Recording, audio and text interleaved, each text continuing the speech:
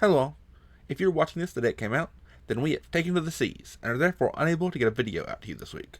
So instead, please enjoy this compilation of how to build a Starlight Pirates in 2nd edition, plus a bit of bonus commentary on our thought process behind each video and how we thought it held up over the years. Before we start, I would like to ask that you show us a little bit of grace. These are some of the first videos that we put up on YouTube, and therefore filled with both audio and editing errors.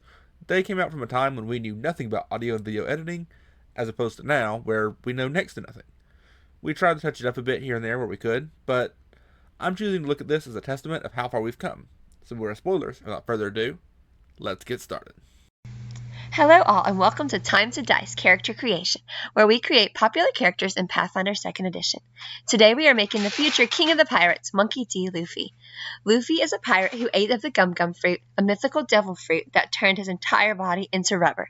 This allows him to stretch his limbs to deliver devastating attacks at long range, as well as take on a variety of forms that each have a unique set of abilities. So without further ado, let's get started. First off, we have to choose an ancestry. For all his unique powers and abilities, Luffy is still a human. This gives us an ability boost to both dexterity and charisma at no cost. It also allows us to select versatile heritage to pick up a bonus general feat. We are going to pick toughness to reflect Luffy's rubber body, being able to take most basic attacks with little harm. The toughness feat gives Luffy bonus hit points equal to his level and lowers the DC of our recovery check should we ever fall unconscious, which Luffy tends to do a lot.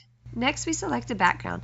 Unfortunately, there's no background for continuously getting dropped off in the forest by your grandfather, so we're going to do the next best thing, Martial Disciple, which gives us a bonus to both our strength and charisma scores and allows us to become trained in our choice of either athletics or acrobatics. We are going to choose athletics here, but by the end of the build, we're going to be legendary in both of these skills, so the choice basically comes down to whether you want Quick Jump or Catfall as a bonus feat. Quick Jump allows us to make long and high jumps as a single action, letting us jump around the battlefield with reckless abandon. Next, we need to pick a class. For our class, we have a couple of boxes to check. Luffy doesn't exactly wear armor or use weapons, but he can still inflict massive damage with his fist. And second, Luffy can use Haki to enhance his punches, allowing him to hit Logio-type Devil Fruit users, who are otherwise immune to physical attacks. Pathfinder's best approximation for these characters are incorporeal creatures. Finally, we need a way to augment our form to enter Gear 4 or Gear 5. All these things considered, our class choice becomes pretty obvious. A sorcerer. I know. Monk seems to be the obvious choice for Luffy, but trust me, on this, sorcerer checks most of our boxes perfectly. Monk would give us an increased damage with our fist, increased armor proficiency, and more hit points per level. The damage we can easily make up for with spells, the increased armor class we can make up for with ranged option and high mobility, and the hit points, well, they're kind of a lost cause. But we can sort of compensate for this with high constitution, but we are still missing out on 3 hit points per level, meaning at higher levels, this gap between sorcerer and more traditional martial builds will grow larger. But I think the bonuses sorcerer gives us are too large to pass up here. Moving on to ability scores. Luffy is both strong and dexterous, but his true power is the ability to inspire anyone he meets and fill them with hope. I'm going to call that charisma. However, Luffy is still extremely strong and dexterous, so those abilities need to be tied for second. Next, we have Con. This will help us make up for our low hit points and represent Luffy's ability to take a beating. Wisdom will be next. Luffy isn't particularly wise, but perception is tied to wisdom, and Luffy has powerful enough observation Haki to see into the future. Finally, we have nothing invested in intelligence because, let's be honest, Luffy is not winning any trivia contest anytime soon.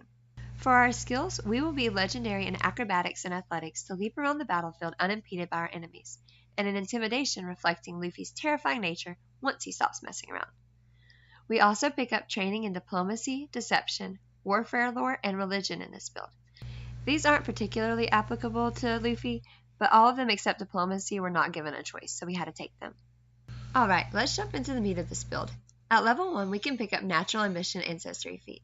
This lets us pick up the Reach spell, allowing us to stretch our arms, giving our spells an additional 30 feet of range, at the cost of a single action. We also get a Bloodline from Sorcerer. We're going to pick Diabolic Bloodline. We did get our powers from a Devil Fruit after all. We also get to pick up a couple of spells. I'm only going to list the ones that fit particularly well with our flavor. Feel free to get creative with your other spells, or just min-max. I won't tell. For cantrips, we can pick up Shield, allowing us to coat our body in Haki and block attacks. This gives us a +1 to our AC and gives us the shield block reaction, allowing us to reduce incoming damage based off the rank of our shield spell. Inside Rips is very gross default flavor, but we can change it up, allowing Luffy to stretch out his body and use it as rope. It even gives us a bonus to athletics checks to climb at spell rank 3. The message spell allows us to stretch our head to an ally within range and whisper something into their ear. They even get to respond before we snap back into place. We also get the spell Produce Flame, which has a basic spell attack that does 2d4 fire damage plus another d4 for every rank above first, allowing us to do the basic Gum Gum Red Hot.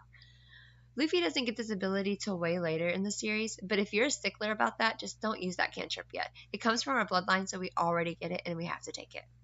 For first rank spells, we can take an Admonishing Ray. This spell is our bread and butter Gum Gum pistol. It has a 60-foot range that lets us make a spell attack, which deals 2d6 bludgeoning damage plus 2d6 per spell rank above first. Plus, the spell is non-lethal, which explains why none of Luffy's foes are ever actually dead after Luffy punches them with a fist the size of a mountain.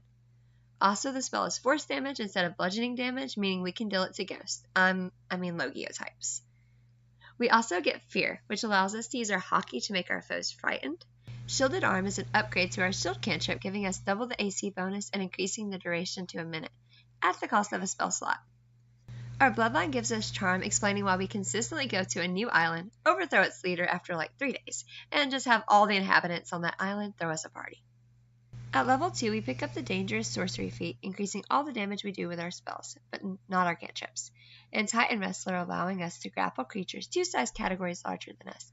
This automatically upgrades to 3 size categories when we become legendary in athletics. At level 3, we can take Slippery Prey, which basically gives our escape attempts the Agile trait, lowering the penalty we take from trying again. We also get second rank spells at this level. Inner Radiance Torrent is like an AoE Admonishing Ray. It does less damage, but hits everyone in a 60-foot line. We can even add an extra action to double that range, or an extra turn to double the damage.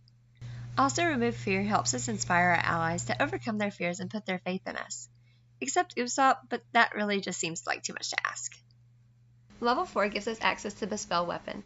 This makes our strikes enhanced with 1d6 extra damage after we cast the spell in the same round. This isn't much, but it gives us something to do with our final action if we need it. We also get the Powerful Leap skill feat, adding an extra 5 feet to all of our leaps. At level 5, we add 5 feet to our movement speed with the Fleet General feat. We also increase our Fortitude saves to Expert with Magical Fortitude. At level 5, we unlock 3rd rank spells. There aren't a lot of fitting options, but our bloodline does give us the Enthrall spell, which fits Luffy because he's really good at drawing attention to himself, even when the plan doesn't mean that he needs to be there. Level 6 makes our spells a bit harder to interrupt with the Steady Spellcasting class feat. With this, when something would disrupt our spellcasting, we have a 1 in 4 chance to continue with the spell anyway. We also get the Rapid Mantle skill feat, letting us automatically pull ourselves up onto the ledge if we grab onto it while we're falling. Level 7, our spell DC and attack proficiency goes up to Expert. We also unlock our parkour abilities with the Wall Jump skill feat. This means if we end our jumps next to a wall, we can spend another action to leap off that wall. We can only use this once per turn for now, but once we become legendary in athletics, that restriction's removed. Also, we get rank 4 spells. Pertinacious Poltergeist allows us to use either the Telekinetic Storm or Frighten abilities. Till level 7, Telekinetic Storm can be reflavored as Gum Gum Gatling, dealing 48 force damage to everyone in a 10-foot burst. And Frighten lets us use our Conqueror's Hockey, making everyone in the same burst frightened. We can also pick up Divine Wrath, letting us enter 3rd gear to blow up our hand and hit all creatures in a 20-foot burst for 4d10 spirit damage. Level 8 gives us the ability to be a little less careful with our attacks with Safeguard spell. By adding an extra action to the spell, we can exclude ourselves from any of our area of effect spells. We can also take Quick Climb to let us launch ourselves up the mountains quicker and eventually giving us a climb speed. Level 8 9 appeases all the people who are still mad that I didn't take the Monk class by picking the Monk dedication through the multi-talented ancestry feat. You guys are totally appeased, right? I'm not going to get any comments saying that I completely made an objectively stupid decision in making this fictional character in a system that was never intended to make an anime character, right? Anyway, this gives us the Powerful Fist ability, making our unarmed strikes do d6s instead of d4s, and can actually do lethal damage now. We also get Lightning Reflexes, bumping our reflex saves from Proficient to Expert. And we get 9 apiece, and we get rank 5 spells. We actually have a lot of good options here. Blink Charge lets us teleport up to 60 feet and then make a strike, which does an extra 2d8 force damage. I mean, not teleport, just move faster than they can see. And that's totally different. Flame Strike, which is basically the flame version of Divine Wrath. It affects only a 10-foot radius with 8d6 fire damage. But because our fire is infused with Haki, the opponent only applies half their fire resistance and cannot be immune to it. Also, we get Crushing Despair that comes from our bloodline, and it lets us unleash our Conqueror's Haki on everyone within a 30-foot cone, preventing them from using actions and maybe even making them slowed. At 10th level, we pick up Quicken Casting, letting us remove an action from any of our spells once per day. We also get Intimidating Glare, meaning we can frighten people without even saying a word. Level 11 gives us Lead Climber, letting us stretch down an arm to help our foes climb any ledge with us. We also get Alertness, which increases our Perception proficiency to Expert. We gain Simple Weapon Expertise, bringing our unarmed attack to Expert proficiency. You hear that, Monk fans? For the next 2 levels, we're just as good at punching as you are. I'm not defensive. You're defensive. Anyways, we also get rank 6 spells. Righteous Might is our way of replicating Gear 4. It gives us temporary hit points, a bonus to speed, resistance to physical damage, dark vision, a boosted athletic score, and a boost to our unarmed strikes. Just keep in mind that while we're in this form, we can use none of our other spells, which means we are restricted to just the basic unarmed strikes, which wouldn't be so bad unless you realize our strikes don't have the reach that our spells have, so we will be up close and personal. The Repulsion spell lets us unleash Conqueror's Haki to prevent weaker foes from approaching us without a will save. And True Seeing lets us use our Observation Haki to see through our foes' tricks. Anyway, at level 12, we can take the Monk feat, Perfection's Path, to boost our reflex saves up to Master, and the Combat Climber skill, allowing us to climb with only one hand and not be off guard. Great for the cases where our other hand is trapped in a giant golden ball that is twice our size. 13th level gives us the Bounce Back Ancestry feat, meaning once per day when we recover from the dying condition, we don't gain the wounded condition. The Defensive Rogue feature bumps our unarmed proficiency up to Expert, and Weapon Specialization increases the damage we do with our punches. We also gain 7th rank spells. Deity Strike is a basic spell attack that does 7d12 force damage to any foe within 500 feet, and Divine Vessel is another spell that helps us emulate 4th gear.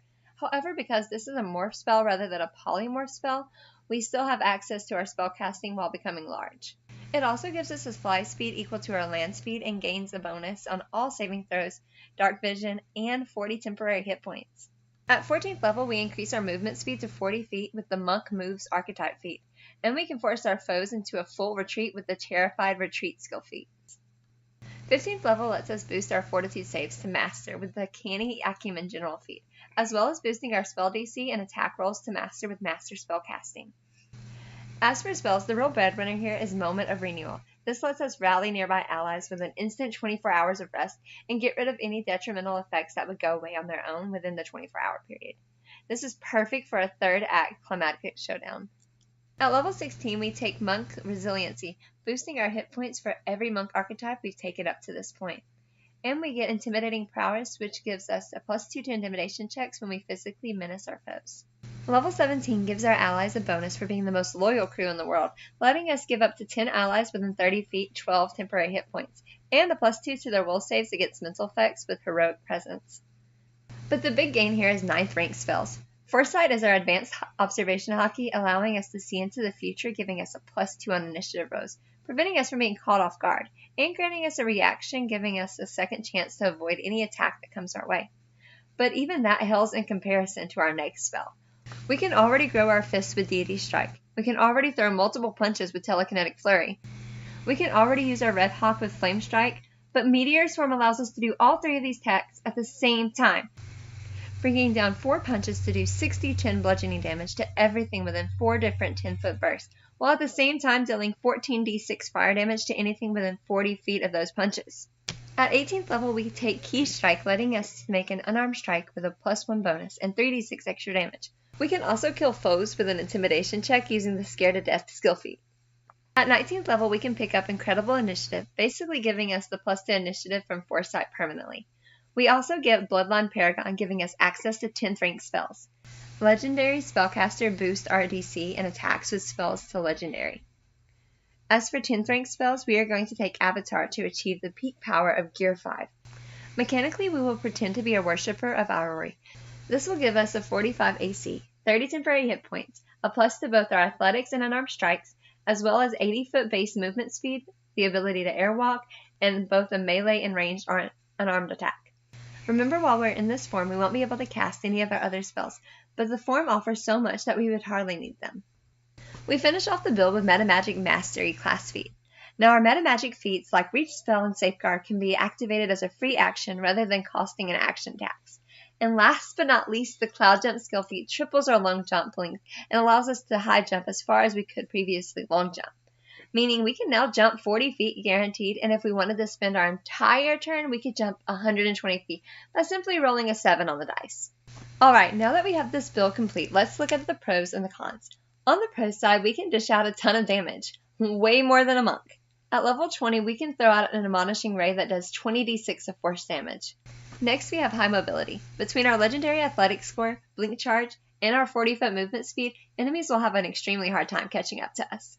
Finally, we end the build master in all saving throws, meaning we stand a fighting chance in making all of our saves against opponents at high levels. Life isn't all good for us, though. First, like we said earlier, the sorcerer isn't giving much in the hit point department. We've done all we can do to mitigate this, but if we take heavy damage, well, let's make sure we have Chopper on standby to patch us up. Next, our highest level spell is a battle form, meaning we are locked out of our other spells while using it. We still have the power to go toe-to-toe with our foes, but our versatility goes out the window. Finally, all of our powers are based on spells, which means we have to rely on spell slots.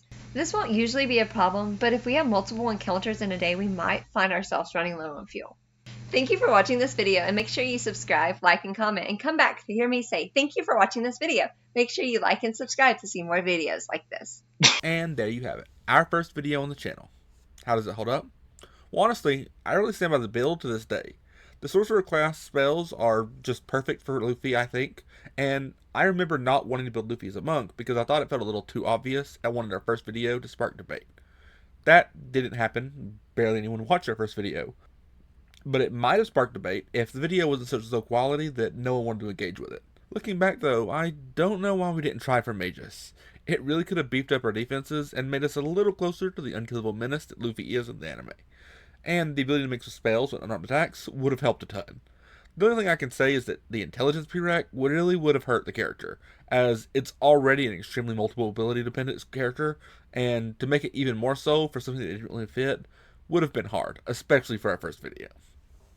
Hello all, and welcome back to Time to Dice Character Creation, where we take your favorite fictional characters and make them in Pathfinder 2nd Edition. Today, we're taking a look at Zoro, the Straw Hat Pirate's first mate and creator of 3-sword style. A unique sword style that is equal parts stupid and epic. Using this style, Zoro is able to unleash a multitude of devastating attacks while maintaining an impressive defense. So without further ado, let's get started. Oh, and by the way, spoilers for One Piece up to and including Wano. As usual, we start by picking an ancestry.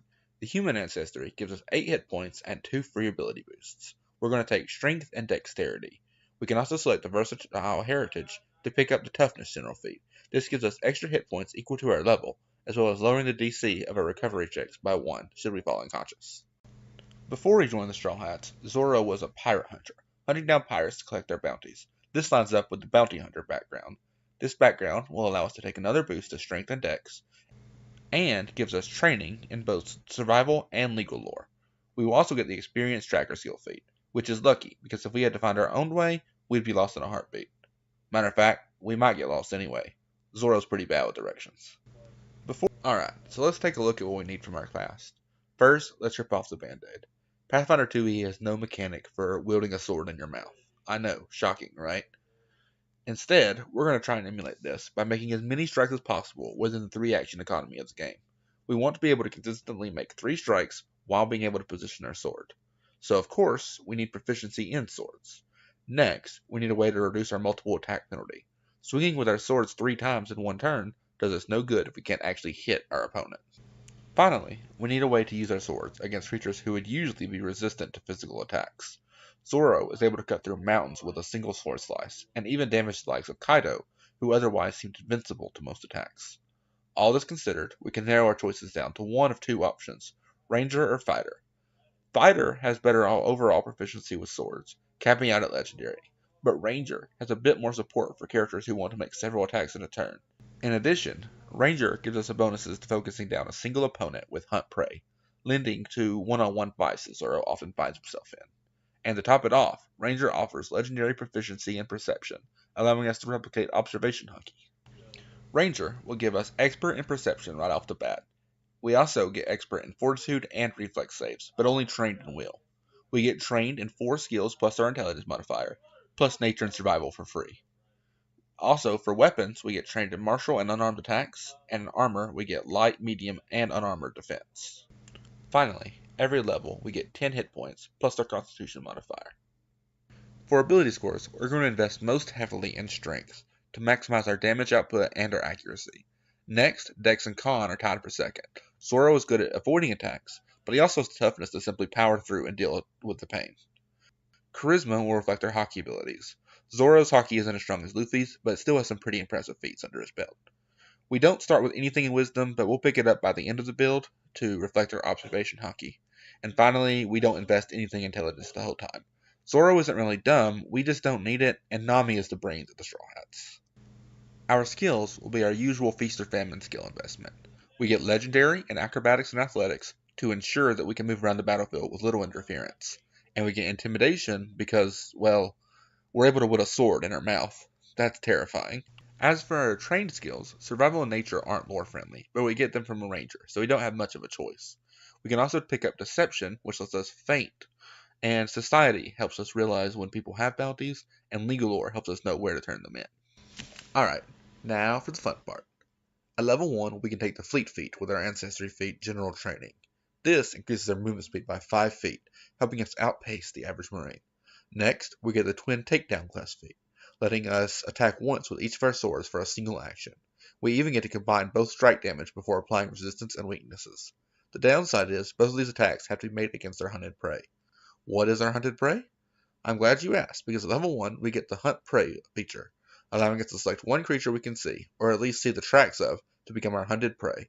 We get a +2 to perception checks to seek that prey, should they become invisible, or a +2 on survival checks to track them, should they manage to escape us. We can only have one prey designated at a time. Find the guy giving your captain the most trouble and focus on him. We also get to pick a Hunter's Edge from level 1. Let's pick Flurry. That will cut our multiple attack penalty from -5 and -10 down to -3 and -6, or -2 and -4 if we use an agile weapon. We're going to be making a lot of attacks with this build, so it'd be nice if at least a few of them hit. At level 2, we can pick up the Dual Weapon Warrior dedication, giving us the Double Slice feat. This lets us spend 2 actions to make a strike with each of our swords. These swords use the same multiple attack penalty, but if our second attack isn't an agile weapon, both attacks will take a -2 penalty. This means that from level 2, we can open with a double slice, and then use Twin Takedown to make 4 strikes in a single turn. The first 2 strikes taking no multiple attack penalty, and the final 2 strikes with only a -6 penalty, which we can cut down to a -4 if we use an agile weapon. We also get the Underwater Marauder skill feat at this level, because let's face it, half our crew are Devil Fruit users, and someone has to be able to fight a fishman if they show up. At level 3, we get the Powerful Leap feat, adding 5 feet of distance to all of our leaps, and Iron Will, bumping our proficiency in will save up to expert. Level 4 gives us a class feat. We're going to take Disrupt Prey, giving us a free strike at our hunted prey as a reaction if they use a move or manipulate action within our reach. We can even disrupt their triggering reaction if on a critical success. We also get the Intimidating Glare skill feat, allowing us to intimidate foes with just a glance, which is good because it's hard to make articulate threats with a mouthful of sword. At level 5, we get our first round of ability boosts. We're going to get a boost to Strength, Dex, Con, and Charisma. We also get an Ancestry feat. Let's pick up Natural Ambition, giving us the Gravity Weapon Warden spell. This spell empowers our first strike each round, causing it to deal a number of additional damage equal to the number of damage dice. We also get a weapon proficiency to Expert with Weapon Expertise, and Trackless Steps, meaning we always cover our tracks when we travel. I'm going to choose to believe that this is because we double back so much that our tracks go in all directions, making us impossible to track. Level 6 allows us to use our swords for something other than offense, with the Twin Parry class feat. We can spend our action to raise our swords into defensive position, giving us a +1 circumstance bonus to our armor class until the start of our next turn.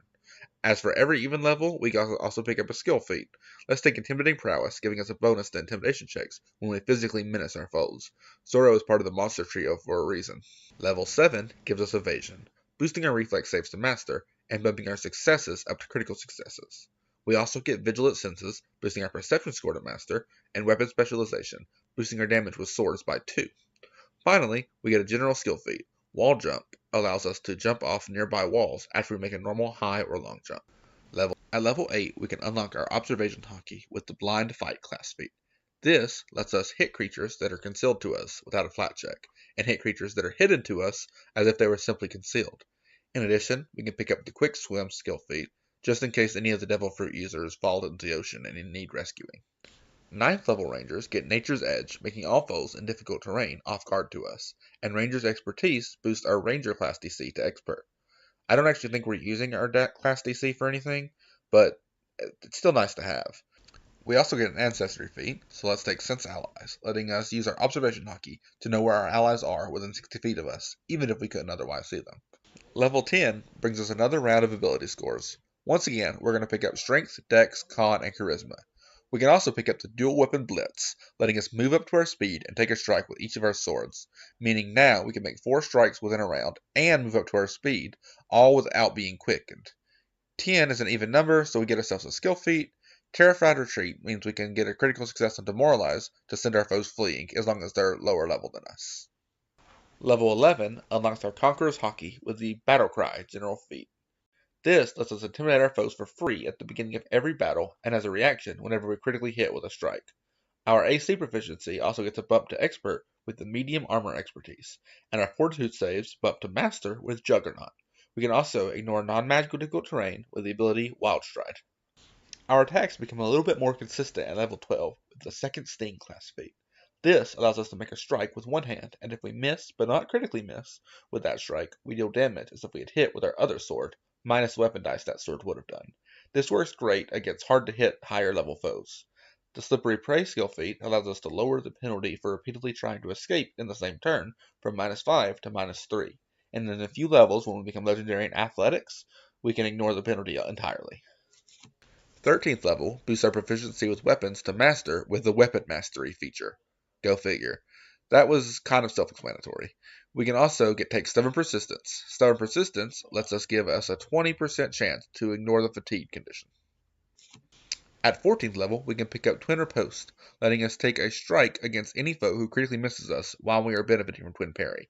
Honestly, this will mostly help with lower level opponents, and at the cost of one action and our reaction, it's not super good, but we can't complain with an additional action at no multiple attack penalty.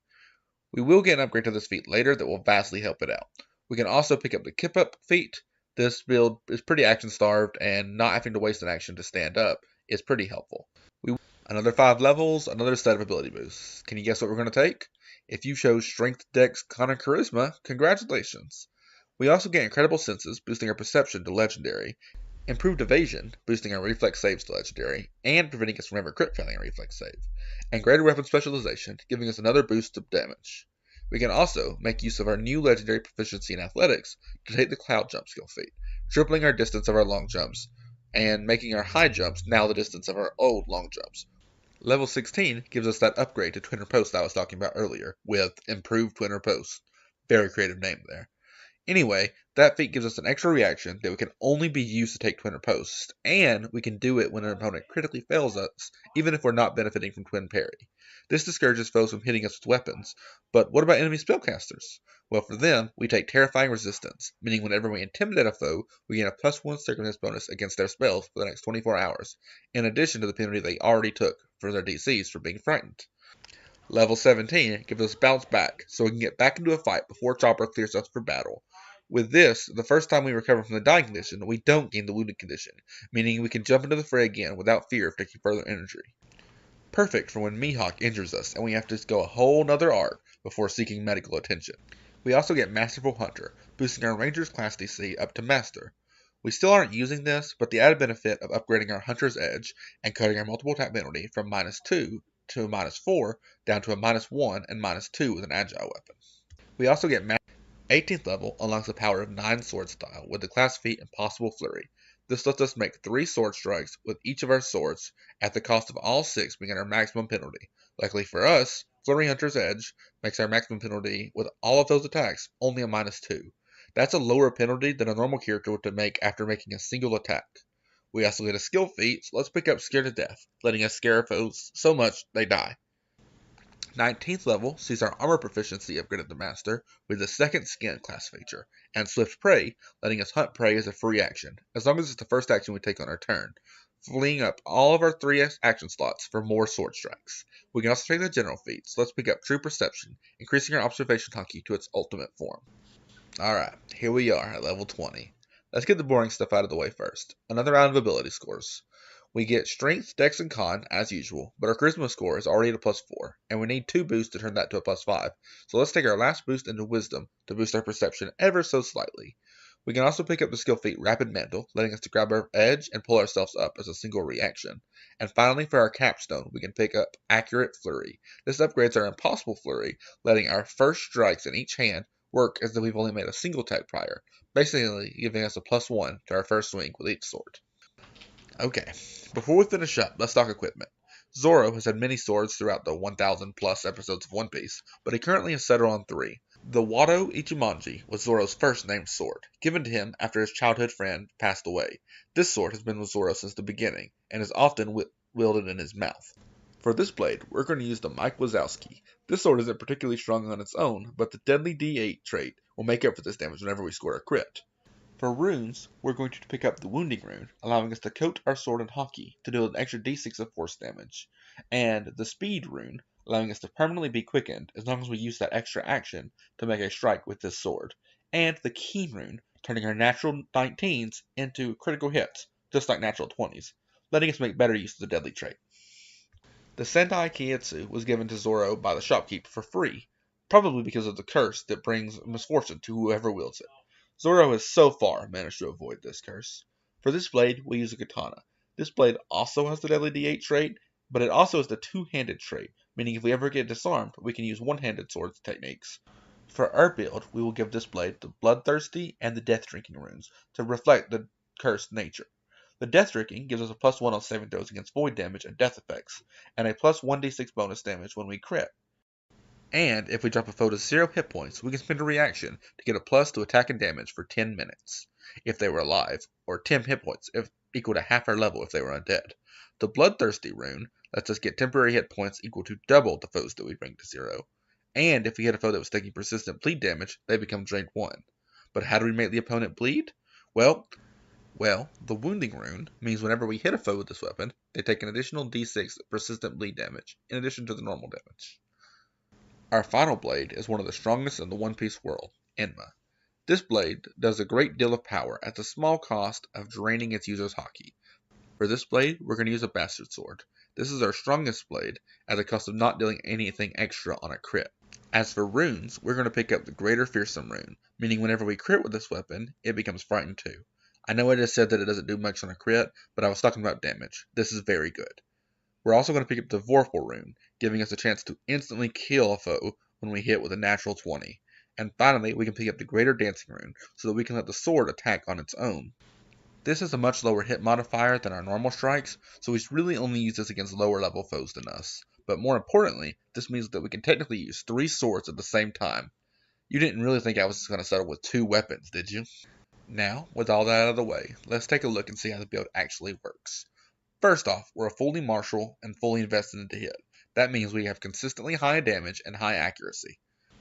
Second, once we have set up and entirely gotten into the correct position, we can make 6 strikes on our turn, plus an additional attack with a dancing rune, and 2 opportune riposts should the foes provoke it. That's 9 strikes in 1 round. We actually made it to 9 sword style. Finally, we basically made a crit fishing build with so many strikes per round and such a low multiple attack penalty, so we're bound to get natural 20s eventually. Now for the cons. This build is incredibly one-note. If a foe is immune to, or even just particularly resistant to slashing damage, we don't have much in the way in backups. Also, even though we have an amazingly high power ceiling, we will very rarely get to achieve that ultimate combo. Like, really. In order to make our 9 strikes in 1 turn, we have to already be in the perfect position, have set up the dancing rune on the last round, have 2 foes critically fail us against us, and if we achieve all that, we have probably already achieved victory. Finally, we only get experts in will saves, meaning we are very weak to mind control, meaning it would be easy to turn us against the party. But overall, the build is great for taking out hordes of smaller enemies. We may have difficult if faced with one higher level enemy, especially if that foe is a spellcaster who can keep out of our range. Let's just hope we don't have a repeat of the Whiskey Peak incident, and we should be fine. And that's Zoro. Man, this build would have been so much better if Exemplar was out back then. I think this is a really good build. You can bring it to any table and just go to town, making approximately 1 billion strikes every single round. Unfortunately, watching it back, it doesn't really feel like Zoro. And I think the addition of being able to make air slashes for ranged attacks would have brought us much closer to the character, and we could use our weapon icons for some other abilities. Plus, that would mean Zoro and Usopp weren't the same class. And, well, speaking of Usopp, Hello all and welcome back to Time to Dice Character Creation, where we make your favorite characters in Pathfinder 2e. Today we're making Usopp, Brave Warrior of the Sea and Sniper of the Straw Hat Pirates. Usopp is a master at shooting anything from slingshots to cannons, but his signature weapon is the mighty Kurokabuto, a slingshot of his own making that uses the power of Skypian dials to deliver impressive attacks at even more impressive distances. So without further ado, let's get started. Usopp is a human, so we're going to take the human ancestry. This gives us 8 hit points and an ability boost to Dex and Charisma. We will also pick up Versatile Heritage to get a free general feat. We are going to get Quick Feet with the Feet Fleet, increasing our movement speed by 5 feet, allowing us to outrun danger at a moment's notice. For background, we are going to pick up Charlatan, reflecting our tendencies to tell tall tales. This will give us a boost to both Dex and Charisma, and skill training in both Deception and Underworld lore. We also pick up the Charming Liar feat, allowing us to improve a target's attitude toward us with a Deception check. Perfect for telling our tales of our adventures as Captain Usopp. Alright, for our class we have a couple different boxes we need to check. First and foremost, we need to be skilled in ranged weapons. Usopp's bread and butter is fighting from a range, so this is a must. Next, we need a way to recreate Usopp's observation haki, allowing us to find our foes no matter the distance or concealment. Finally, Usopp has a knack for picking up various items and using them to augment his sniping, such as pop greens from Boyne Archipelago and dials from Skypiea. A fighter could get legendary proficiency in slings, but their perception maxes out at master. Investigator gets legendary perception, but doesn't have a way to replicate Usopp's more mystical abilities. Ranger, however, gets us master proficiency in all martial weapons, has a ton of support for seeing through concealment, and has focus spells to replicate our unique ammunition. An argument could be made also for Inventor, as it really reflects upon how Usopp made all his own gear and is constantly making adjustments to make it more powerful. But in the end, Inventors only get Master and Perception, and it just didn't feel right that Zoro got Legendary Perception by level 20 and Usopp didn't. The Ranger class gets us 10 plus con hit points per level, as well as an ability boost to Dex. We also start out expert in Perception, Fortitude, and Reflex, while being trained in Will. We also pick up the Nature and Survival skills, as well as 4 more skills, plus our Intelligence modifier, and we gain training in both simple and martial weapons, as well as light and medium armor. For our ability scores, we are maxing out Dex. From running away to sniping, Usopp specializes in everything the Dex score represents. Charisma is next. Usopp manages to tell the most absurd lies and still somehow have people believe him. Constitution is at a +1. Usopp gets a bad rep for being weak, but honestly, he can take a beating. Wisdom is next, and we don't want this too high because Usopp is particularly weak against fear, but he has amazing perception. Intelligence is also at a +1, and while we may not be as experienced, we impress even Frankie with our craftiness. And finally, we have strength. Usopp doesn't start out very strong, being a brave warrior is his dream after all, not his reality. Now let's move on to skills. This build will end up getting Legendary and Deception. Usopp is so good at lying, reality itself is often tricked into making his lies come true. And Stealth, because Usopp's reputation as a coward is well earned. We will end up in Master and Nature. Pop greens are found on only one island in the world, and you manage to grow them on your ship. We get training in quite a few skills, so buckle up. Acrobatics, so we can maintain balance on moving ships. Arcana, so we can understand foes' devil fruit abilities. Athletics, so that after 2 years of training on an island, we have a six-pack to show for it. Diplomacy, to convince our foes to stand down. Intimidation, to make our foes stand down. Medicine, to patch up our allies, at least until we can get them to Chopper. Performance, because we are pretty good at impressions. Underworld lore, to know what pirates to avoid. Society, so we can know what marines to avoid. Survival, so we can know what animals to avoid. And thievery, so that we can avoid a fight even when we need to take the MacGuffin from a bad guy. Got all that? Good. It will be on the test. At level 1, we can pick up the Initiate Warden feat, letting us pick up an Initiate Warding focus spell. We are going to take Gravity Weapon, letting us activate the impact dials on our Kabuto, adding a status bonus to our first strike each round equal to double the number of damage dice.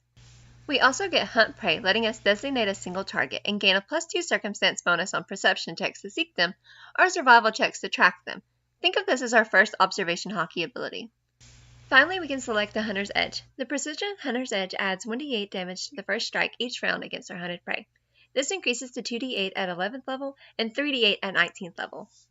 At level 2, we can select the Hunter's Aim class feat, allowing us to spend 2 actions to make a ranged strike with a +2 circumstance bonus against our hunted prey that ignores both the target's concealed condition and lesser cover.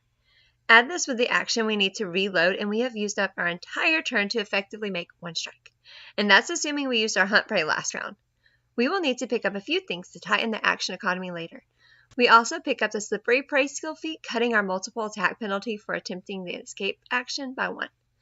This penalty will be cut by an additional point when we reach Master in Acrobatics or Athletics, and be ignored altogether when we reach Legendary. At level 3, we pick up the Confabulator skill feat, cutting the penalty down for lying to a creature who's already caught us in a lie from a -4 to a -2, and then to a -1 when we reach Master in Deception, and ignore it altogether when we reach Legendary Proficiency. We may not need this to fool Luffy or Chopper, but it'll definitely come in handy when dealing with Robin or Nami. We also get Will Expertise, bumping our proficiency with Will saves up to Expert. At level 4, we pick up the Running Reload class feat, which allows us to combine the action to reload with the action we used to stride, meaning we can now effectively use Hunter's Aim, Reload, and Stride in 1 round. The Quick Repair skill feat cuts the time it takes to use the repair action down to 1 minute. When we obtain Master in Crafting, this takes 3 actions, and when we reach Legendary, it only takes 1 action. Before the crew met Frankie, Usopp was doing his best to repair the ship on the fly. At level 5, we get our first round of ability score bonuses, increasing our Dex, Con, Int, and Wisdom scores. Sense Allies lets us know the location of our allies within 60 feet of us using our observation hotkey. We also get both the Trackless Journey class feature, allowing us to cover our tracks without moving at half speed, and the Ranger Weapon Expertise, bumping our proficiency with weapons to Expert and giving us the critical specialization of attacks against our hunted prey. For slings, that means when we critically hit our hunted prey, they must make a Fortitude save against our class DC or be stunned 1. And if we use our Usopp Hammer, they must make the same save or be knocked prone. At level 6, we can pick up the Masterful Warding class feat, giving us another focus spell. Ranger's Bramble lets us get our first Pop Green ability, making 1 5-foot burst within 100 feet. Each surface in the square is difficult terrain, and any creature who starts their turn in the area must make a reflex save or have their movement speed cut by 10 feet. If they critically fail, not only are they immobilized, but they take 2d4 persistent bleed damage. We also get a skill feat. The Fleeing Diversion skill feat gives us access to Usopp's most powerful attack, the Usopp Rubber Band of Doom. With this, when we use our deception check to cause a distraction, we can immediately use our reaction to hide, sneak, or step away. Totally Usopp, right? At level 7, we get another general feat. Toughness gives us additional hit points equal to our level to reflect Usopp's ability to take a beating. We also get natural reflexes, bumping our reflex proficiency to Master, and Perception Mastery doing the same thing to our perception. Finally, level 7 brings us Weapon Specialization, boosting our damage with weapons we are expert in by 2. At level 8, we can pick up Deadly Aim, allowing us to make a shot against our hunted prey at a -2 penalty in exchange for a +4 circumstance bonus to the damage. This bonus will increase to +6 at 11th level and +8 at 15th level. The Quiet Ally skill feat helps us when we are sneaking around as a group by letting us only roll once using the lowest stealth modifier. This is great. Just try to make sure you're not in a group with Luffy. He isn't the quietest boy. At level 9, we can pick up an Ancestry feat. Multi-Talented lets us exchange this for an Archetype feat. The only catch is it must be a multi-class Archetype feat. We are going to pick up the Gunslinger Dedication. Gunslinger is a class that I considered for Usopp, but Usopp uses slingshots, not really guns. The build would actually probably be a lot better if he did use guns. Anyway, the archetype itself doesn't give us much of anything right now, besides a skill increase. But we do get to pick up a Gunslinger's Way, which will become relevant later on, so let's pick up the Way of the Sniper. Other than that, we get 2 class features at this level. Nature's Edge makes foes count as off guard to you when they're in difficult terrain, which pairs well with our Ranger's Bramble spell. And Ranger's Expertise increases both our Ranger DC and our Warden spell DC up to Expert. At level 10, we can max out our focus pool with Peerless Warden class feat, letting us pick up our final focus spell. Hunter's Vision lets us use our observation hotkey to see the hunted prey, even if they're invisible or in the darkness, and we ignore that foe's concealment condition for 10 minutes. This is everything short of an X-ray vision. We also get the Slippery Secret skill feat, meaning when a spell tries to read our thoughts, tell whether we're lying, or reveal our identity, we can attempt a deception check, and if we succeed, the spell reveals nothing. At level 11, we can take the Skitter General feat, letting us crawl around at half speed when prone. Usually standing up from prone requires an action, which are hard to come by in this build, so if we can simply mitigate the penalty from being prone, that will get us much farther. We also get 3 class features at this level. Warden's Endurance bumps our Fortitude saves to Masters and bumps our successes to crit successes.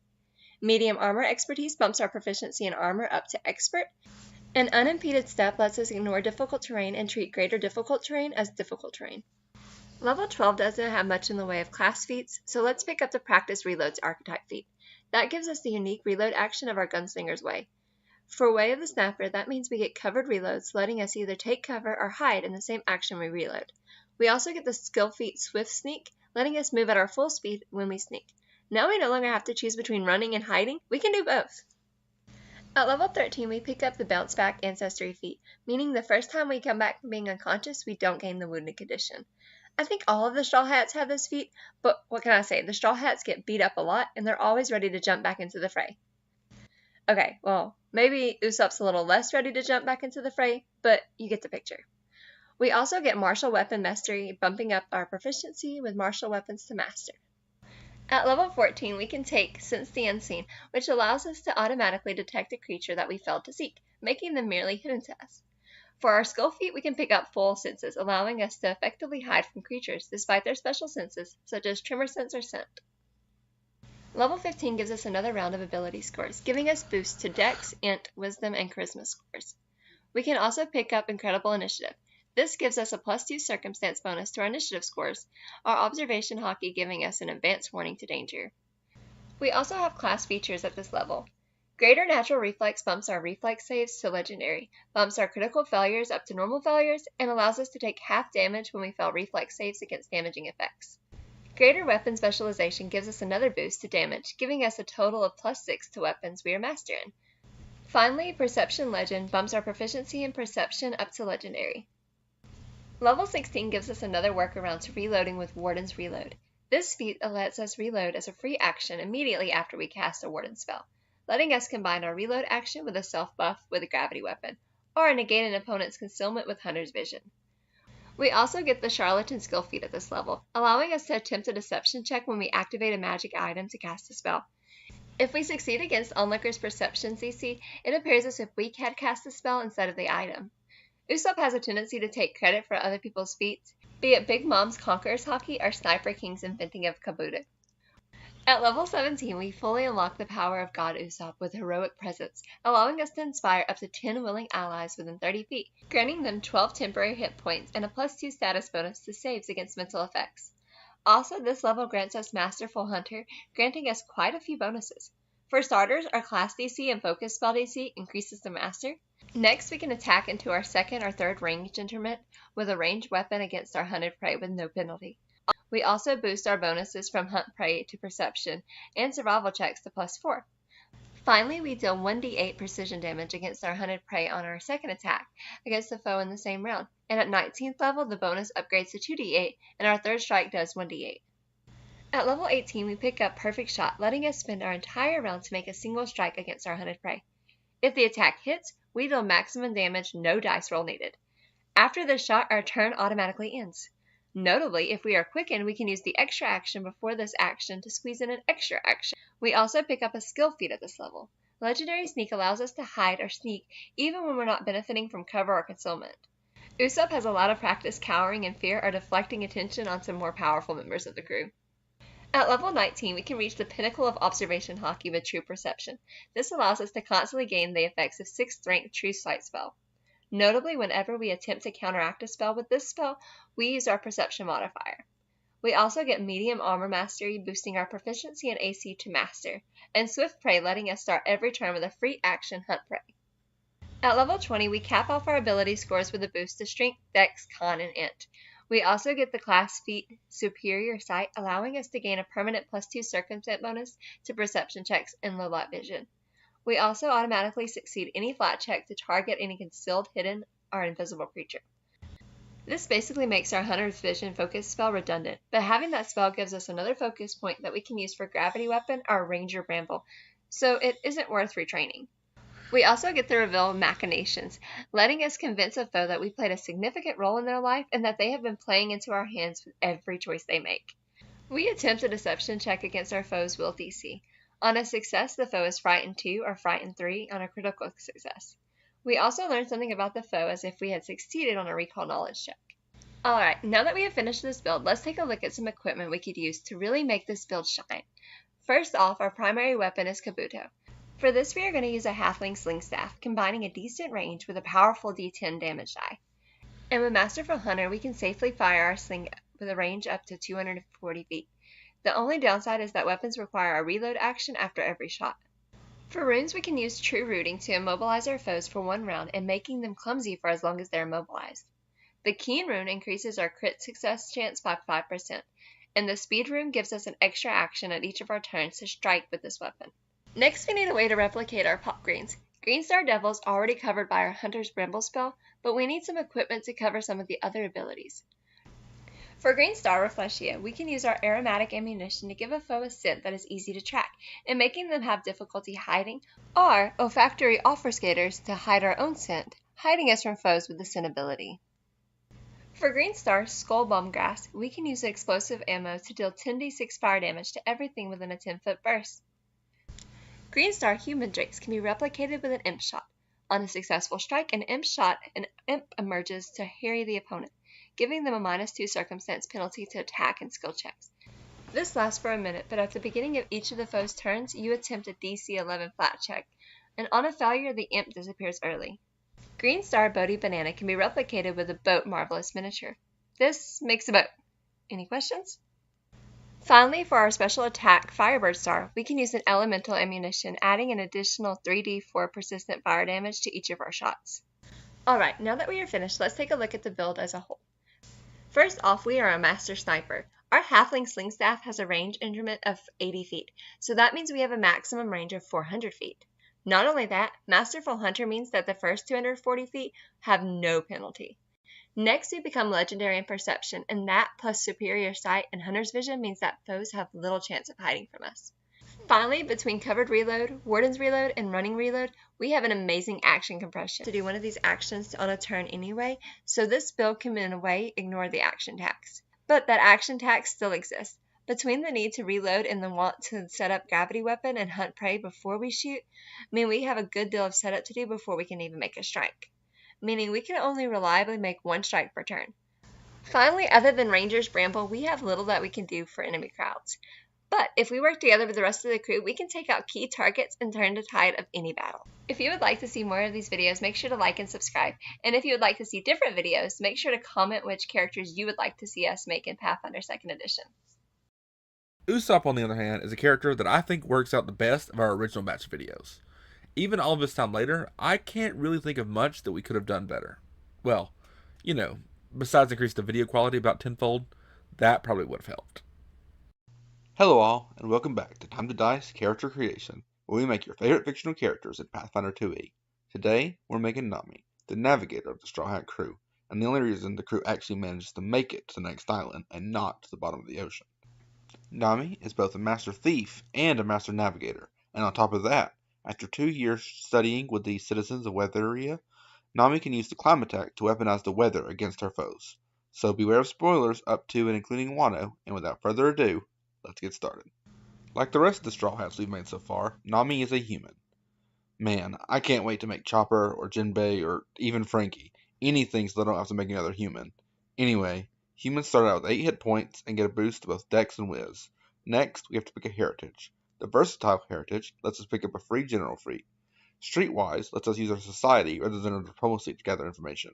Nami's been on several different islands and has seen all kinds of civilizations, so she is very quickly able to pick up on the subtleness of each new island the crew visits. Despite claiming to hate pirates, Nami was a member of the Arlong Pirates before she joined the crew.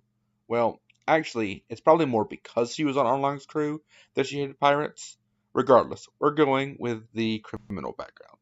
This will give us a boost to Dex and Wisdom, and training in both stealth and underworld lore. We also get the experienced smuggler feat, giving us an easier time concealing small weapons and other items on us. Specifically, we can't roll less than a 10 on our stealth check to conceal items. When we become master in a stealth, we can't roll less than a 15, and when we reach legendary, we don't have to worry about rolling at all. Alright, so let's take a look at what we need to grab to make this build work. First and foremost, we're the navigator of the crew, so we need to actually be able to navigate. In Pathfinder terms, that means we need both legendary, nature, and survival. Next, we need to be able to obtain Nami's one true love in life, gold. This means we need stealth and thievery. This checklist is starting to sound like a bunch of skills that we need to pick up. That should be simple. What's next?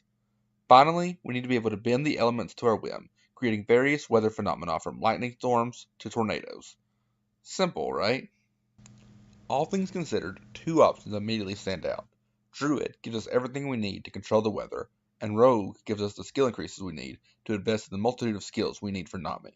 The big question here is, do we go Druid with the Rogue archetype or Rogue with the Druid archetype? Having Druid as our main class will give us more spell slots, while a Rogue main class will give us more skill increases. This build will go Rogue with the Druid archetype to more accurately reflect Nami's progression through the series. Feel free to switch the classes around if you want a more spellcasting heavy playstyle, rather than simply augmenting your rogue playstyle with spells. The rogue class gives us 8 hit points per level plus our con modifier, as well as expert in reflex and will saves and train in fortitude saves. As for skills, we pick up training in stealth, 1 skill from our racket, and 7 plus our intelligence skills of our choice. We have training in both simple and martial weapons, as well as unarmed attacks. Finally, we only get training in light armor and unarmored defense, but that's fine. Have you seen Nami's wardrobe? I think you would struggle to classify anything she wears as even light armor. For our ability scores, we prioritize Dex. Nami is an expert at getting in and out unseen, only resorting to violence as a last resort. Next, we have Wisdom. Nami has a master understanding of the weather, as well as good sense of when someone is trying to pull one over on her. Int. She is an LADY. Nami's not shy when it comes to hogging the crew's one collective brain cell. Charisma is next. Nami would rather not be seen in the first place, but she can talk her way out of trouble if need be. Finally, we both have strength and con. While plenty capable, Nami has to rely on her other crewmates when it comes to both dealing and taking damage. For our skills, Nami is incredibly versatile, and we will end up legendary in 6 different skills. Nature and survival will help us both our duties as a navigator, as well as understanding the science of weather area. Deception, because we can rarely win a fight with raw power, so we have to use trickery to claim victory. Society reflects our ability to arrive at an island and figure out who's in charge, just so Luffy can ignore us and pick a fight with them. Stealth and thievery live up to the epithet of a cat burglar. We also get expert in diplomacy. At one point, Nami is able to convince Zeus, who may I remind you is a part of Big Mom's soul, to turn against Big Mom and join the Straw Hat crew instead. Finally, we get training in, well, everything else. There isn't much Nami can't do. She may not be as good as some of the more specialized members of the crew, but she can make do in a pinch. Starting the build at level 1, we pick up an Ancestry feat. Natural Ambition lets us pick up a level 1 class feat instead, so let's pick up Nimble Dodge, letting us use our reaction to gain a +2 circumstance bonus against an attack we can see. This lets us offset our lack of heavy or even medium armor proficiency. Next, the Tumble Behind class feat lets us use Tumble Through action to make our foe off guard against the next strike we make against the target in this round. Level 1 Rogues also get Rogue's Racket. The Thief Racket gives us training in thievery, as well as lets us add our Dex bonus modifier rather than our Strength score whenever we attack with a finesse weapon or an unarmed attack. Being part of the Weakling trio, Nami has to count on getting a couple of lucky shots rather than relying on raw power. Level 1 Rogues also get Surprise Attack, meaning whenever we roll either Stealth or Deception for our initiative, we go before an enemy, that enemy is off guard to us. Finally, our bread and butter as a rogue. Sneak attack lets us add 1d6 precision damage whenever we strike a foe that is off guard with an agile, finesse, or ranged weapon, or an unarmed attack. We add another d6 of damage at 5th level, 11th level, and 17th level. Level 2 rogues get another class feat, but we will instead pick up the Druid Dedication archetype, letting us pick 2 cantrips and a Druid's Order. The Storm Order is most fitting for Nami's control over the weather. For our 2 cantrips, let's take Electric Arc, giving us a basic Thunderbolt tempo, allowing us to direct a lightning bolt towards 2 foes within 30 feet, dealing 2d4 electricity damage with a basic reflex save. And Gale Blast lets us use Nami's Gust Blade, dealing 1d6 bludgeoning damage to all foes within a 5-foot emanation. The foes make a basic fortitude save for damage, and on a failure, they are pushed back 5 feet or 10 feet on a critical failure. Finally, for our skill feat, let's take Bargain Hunter, allowing us to spend all day buying items and selling them at a marked up price to earn income with a diplomacy check, or take a day to specifically find a discounted price for a single item, allowing us to subtract the price we would have made from earning income from the price of the item. Alternatively, we can simply collect the interest on the loans that Zoro and Luffy have taken out over the course of our adventures. Level 3 lets us select Predict Weather General feat, allowing us to spend 10 minutes outdoors in order to predict the weather for the next 24 hours with a DC 20 survival check. On a success, we get a +1 circumstance bonus on future survival checks prepared for that weather, or a +2 on a critical success. Just keep in mind that on the critical failure, you get wrong information, and in the grand line, that could be disastrous. Just try not to end up in the comm belt and you should be alright. We also get a skill feat, so let's take Intimidating Glare, letting us replace the auditory trait with the visual trait on our demoralize attempts, and letting us ignore the penalty for not sharing a language with the foe we are attempting to demoralize. Finally, all rogues get the nigh advantage, meaning we're not off guard to hidden, undetected, or flanking creatures of our level or lower. Nami is probably the lowest level member of the crew, but it helps be prepared so we don't get caught off by people even lower level than her. At level 4, we can pick up the Archetype feat, Basic Druid Spellcasting, granting us a first rank spell slot. We can prepare any spell from the primal spell list for this slot every day, so let's take a second to run through the ones that fit Nami's flavor particularly well. Airburst pushes all unattended objects of 1 bulk or lower 5 feet away from you. Any large or smaller creature in the area must make a Fortitude save. On a success, they take a -2 status penalty on any check they make during the reactions until the end of your turn. On a failure, they still take that penalty and are pushed 5 feet away from you, and on a critical failure, they're pushed 10 feet away from you and can't make reactions until the end of your turn at all. Gust of Wind unleashes a Gust of Wind with a 60-foot line. The wind extinguishes non-magical fires, disperses fog and mist, and blows objects of 1 bulk or less around. Any large or smaller enemies in the area must make a Fortitude save. On a success, the creature can't move against the wind until the start of your next turn. On a failure, the creature is knocked prone, and on a critical failure, they're knocked prone and pushed 30 feet in the direction of the wind, and take 2d6 bludgeoning damage. Any creature that fails their save while flying suffers the effect of a critical failure instead. Horizon Thundersphere lets us make a spell attack roll against a foe within 30 feet. On a success, we deal 3d6 electricity damage, or double that, and dazzle the foe on a critical success. We can also add an extra action to the casting of the spell to increase the range to 60 feet, and allow us to deal half damage on a failure. Finally, we can spend a total of 6 actions over the course of 2 rounds to make the target explode in a 10-foot emanation with 2d6 electricity damage with a basic reflex save. If we do this, we are charged with electricity, and any creature that grabs us or hits us with a non-reach melee attack over the next minute takes 1 electricity damage. For our skill feat, we can pick up Pickpocket. With this, we can steal or palm objects that are closely guarded or in a pocket without taking the -5 penalty that we usually would, as long as we would not be extremely noticeable or time-consuming to steal.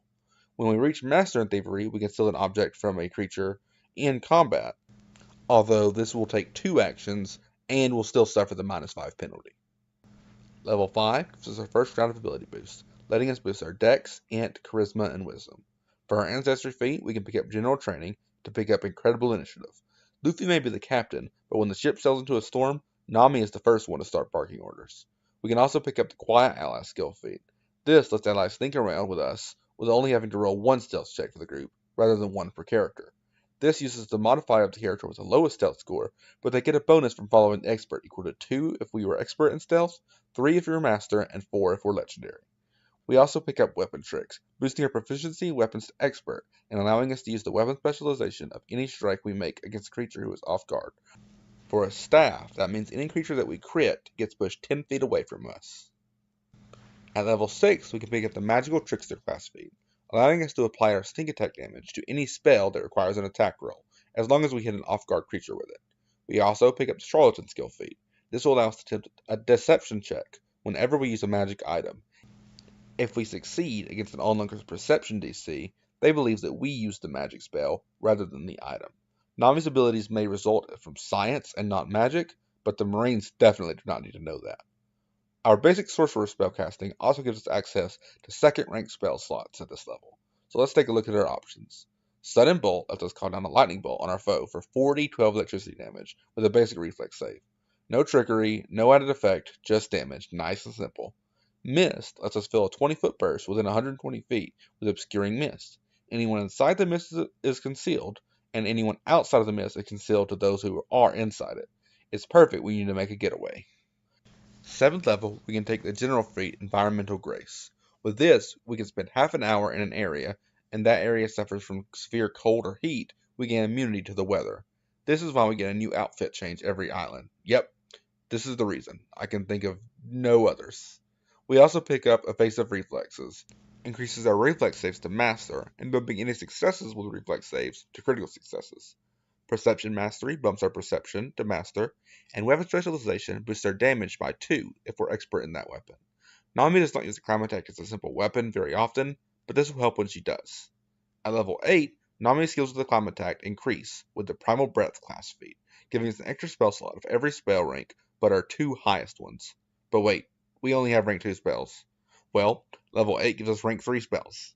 Lightning Bolt will hit all creatures within a 120-foot line with 4d12 electricity damage with a basic reflex save. Also, Tempest Cloak lets us surround either ourselves or an ally with a 30-foot whirlwind. While surrounded by these winds, the target gains a +2 circumstance bonus to AC against physical ranged attacks, as well as a saves against auditory effects as the rushing winds drown out anything we don't want to hear. Unseasonable Squall lets us place a blast of wind on a 20-foot burst within 120 feet. In addition to extinguishing non-magical fires and blowing away objects of negligible bulk, any medium or smaller creatures in this area must make a fortitude save. On a failure, they are knocked prone, and on a critical failure, they are pushed 30 feet away from the center of the burst, knocked prone, and take 2d6 bludgeoning damage. Finally, Wall of Wind lets us create a 60-foot long, 30-foot high, and 5 feet thick wall of wind. This blocks small projectiles such as bullets, arrows, and bolts, and gives larger projectiles that pass through, such as javelins, a -2 circumstance penalty. The wall is difficult terrain, and creatures that attempt to fly through it must make a fortitude save. On a failure, their action is wasted, and on a critical failure, their action is wasted, and they are pushed 10 feet back. At level 9, we get an Ancestry feat. Multi-talented lets us pick up the Summoner dedication for an Eidolon. Why do we need an Eidolon, you may ask? You didn't honestly think I was going to go through this entire build without getting Zeus, did you?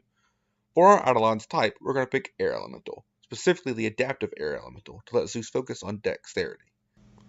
We also get Debilitating Strike and Rogue's Resilience at this level. Debilitating Strike lets us slow the speed of an opponent with sneak attack by 10 feet or make them enfeebled for a round. Nami is very creative in finding ways to neutralize her foes. Rogue's Resilience bumps up her fortitude saves while bumping up her successes into critical successes. At 10th level, we pick up another round of ability boosts, so let's bump our Dex, Int, Wisdom, and Charisma. We also pick up Basic Synergy to get Ranged Combatant Summoner feat, letting Zeus fire a lightning bolt for 1d4 damage out to a range of 30 feet. Also for this level, we can pick up Swift Sneak, allowing us to sneak at our full movement speed. At level 11, we're going to pick up 2 skill feats. Biographical Eye lets us accurately stereotype the target by spending 1 minute observing them, learning about their profession, specialty within that profession, and where they live with a society check. Also, foil senses allow us to take precautions to hide against any special senses an opponent might have. I don't know what you need to prepare against observation hockey, but Nami could do it if it stood between her and gold. We also get Rogue's Expertise, bumping our Rogue class DC up to Expert. At level 12, Nami has been spending some time with Usopp. Not only do we upgrade our climb attack with the Expert Druid spellcasting, we also get Fleeing Diversion, allowing us to sneak away after creating diversion. The coward trio has to stick together after all. Expert Druid spellcasting gives us 4th rank spells. Draw the Lightning has perhaps one of the weirdest targets, requiring the target to be either taller than you or higher in the air than you. The spell does 3d12 electricity damage with a basic reflex save, and charges a weapon of your choice. For the next minute, the first strike with said weapon deals an extra d12 of electricity damage. Mirage lets us cause a 50-foot burst to look, sound, feel, and smell like a different kind of terrain, although it can't hide creatures or structures inside that terrain. At level 13, we can take the Bounce Back Ancestry feat, letting us recovering from dying without becoming wounded. A prerequisite for being the Straw Hat crew is being able to get back up after getting knocked down. We also get Slippery Secrets, preventing lie detecting spells from revealing our secrets. Master Tricks bumps our proficiency with simple and martial weapons to Master, and Greater Rogue Reflexes bumps our reflex proficiency to Legendary. Light Armor Expertise bumps our AC proficiency to Expert, and Perception Legend bumps our Perception to Legendary. At level 14, we can take Initial Eidolon ability as a Summoner feat, letting Zeus jump twice as high and far as well as ignore fall damage. Also, we get the Half-Truth skill feat, letting Nami skirt around the truth with a deception check to make a request. Level 14 also unlocks our 6th rank spells. Lightning Storm lets us summon a storm cloud that fills a 20-foot burst within 120 feet. When we cast this spell, and on each of our turns for the next minute, we can call a lightning bolt from the cloud, dealing a 4d12 electricity damage with a basic reflex save. Storm Burst fills a 15-foot burst with 60 feet winds and lightning, dealing 66 electricity damage with basic reflex saves, while knocking foes prone on a failure and making them stunned 1 on a critical failure. At level 15, we pick up another round of ability boosts: Dex, Con, Int, Wisdom, and Charisma. Finally, we get a general feat. So let's take Legendary Survivalist. This makes it to where the elements no longer damage us. We can go indefinitely without food and water without taking any penalties. Great for when you're out on the water for weeks at a time. To pair with this, we'll take Legendary Guide, which will mimic Nami's ability to navigate her way through new terrain and help to avoid obstacles along the way. We'll also pick up Greater Weapon Specialization to increase our damage output, and Double Debilitation, allowing us to inflict 2 debilitations for Nami. She can now make her enemies enfeebled and slowed with the same sneak attack. At level 16, we can pick up the Expert Combat Eidolon, bumping Zeus's proficiency in unarmed attacks and unarmored defenses to Expert, as well as allowing him to benefit from our Weapon Specialization feature, granting him up to snuff in combat. For our skill feat, we can pick up Legendary Thief, allowing us to steal things that would normally be too difficult or noticeable to steal, requiring a minute of staying concealed or hidden. Nami's bread and butter is getting her hands on things she shouldn't be able to do, so this fits perfectly. At level 17, Group Aid means when we use a reaction to aid an ally that does not have the attack trait, we can use a free action to aid any other allies that make that same skill, as long as our help is still applicable. Nami may not be the heaviest hitter in the group, but she's more than willing to help out when she can. We also get Legendary Sneak, letting us hide and sneak without concealment or cover, and all rogues get Agile Mind, increasing our proficiency in will saves to Master and bumping our successes in will saves up to critical successes. At level 18, we use Advanced Synergy to pick up the Eidolon's Wrath Summoner feat. With this, Zeus can unleash 17 d6 electricity damage to everything within 20 feet of him with a basic reflex saves. We can also take the Glad Hand feat, which lets Nami make an impression on someone without needing to attempt conversation. The Straw Hat Pirates leave very deep impressions everywhere they go, and honestly, their words are the least impactful thing they leave behind. Level 19 brings us 2 more skill feats. Catfall lets us treat all falls as 10 feet shorter, and Quick Coercion lets us coerce a character with 1 round of conversation rather than 1 minute. Also, level 19 brings us 2 class features. With Master Strike, the first time we make a strike against a foe that is off guard and deals damage, they must make a Fortitude save against their class DC. On a success, they're enfeebled 2 until the end of our next turn. On a failure, they're paralyzed for 4 rounds. And on a critical failure, they are our choice of paralyzed for 4 rounds, unconscious for 2 hours, or straight up dead. This reflects how Nami, well, honestly, Nami has never showed a feat of this strength. But Nami's probably not a level 19th rogue. We also get Light Armor Mastery, increasing your proficiency in light and unarmored defense to Master. Finally, we've made it to level 20. For our ability boost, we'll take up Dex, Con, and Int. And a partial boost to Wisdom or Charisma won't do as much good at level 20, so we'll pick up a boost to Strength for good measure. Finally, for our class feat, we can pick up Master Druid Spellcasting to elevate our spells to the highest level, giving us access to both rank 7 and rank 8 spells. For rank 7 spells, there's not a lot of real good options. You can take Shock to the System to heal an ally with electricity, but Nami's never been shown to do a feat like this. Just take Horizon Thundersphere for 15d6 electricity damage. For rank 8 spells, we can pick up Whirlwind, letting us fill a 15-foot radius, 8-foot tall cylinder with a mighty tornado. All creatures in the area are buffeted by the wind, taking 5d10 bludgeoning damage with a basic reflex save. On a failure, they rise 10 feet into the air, or 20 feet on a critical failure. We also get a skill feat at this level, so let's take Planar Survival, which allows us to use a survival skill to subsist even when we normally would not be able to. I'm not saying you should build a base on Punk Hazard, but now you totally could. Now that the build is over, let's take a look at the pros and cons to see if the build works. Rogues are absolute skill monkeys. For this build, we get trained in everything and legendary in 6 different skills, meaning we are more versatile than any other member of the crew we've made so far. Tying into being versatile skills, Nami is also well-rounded options of attacks.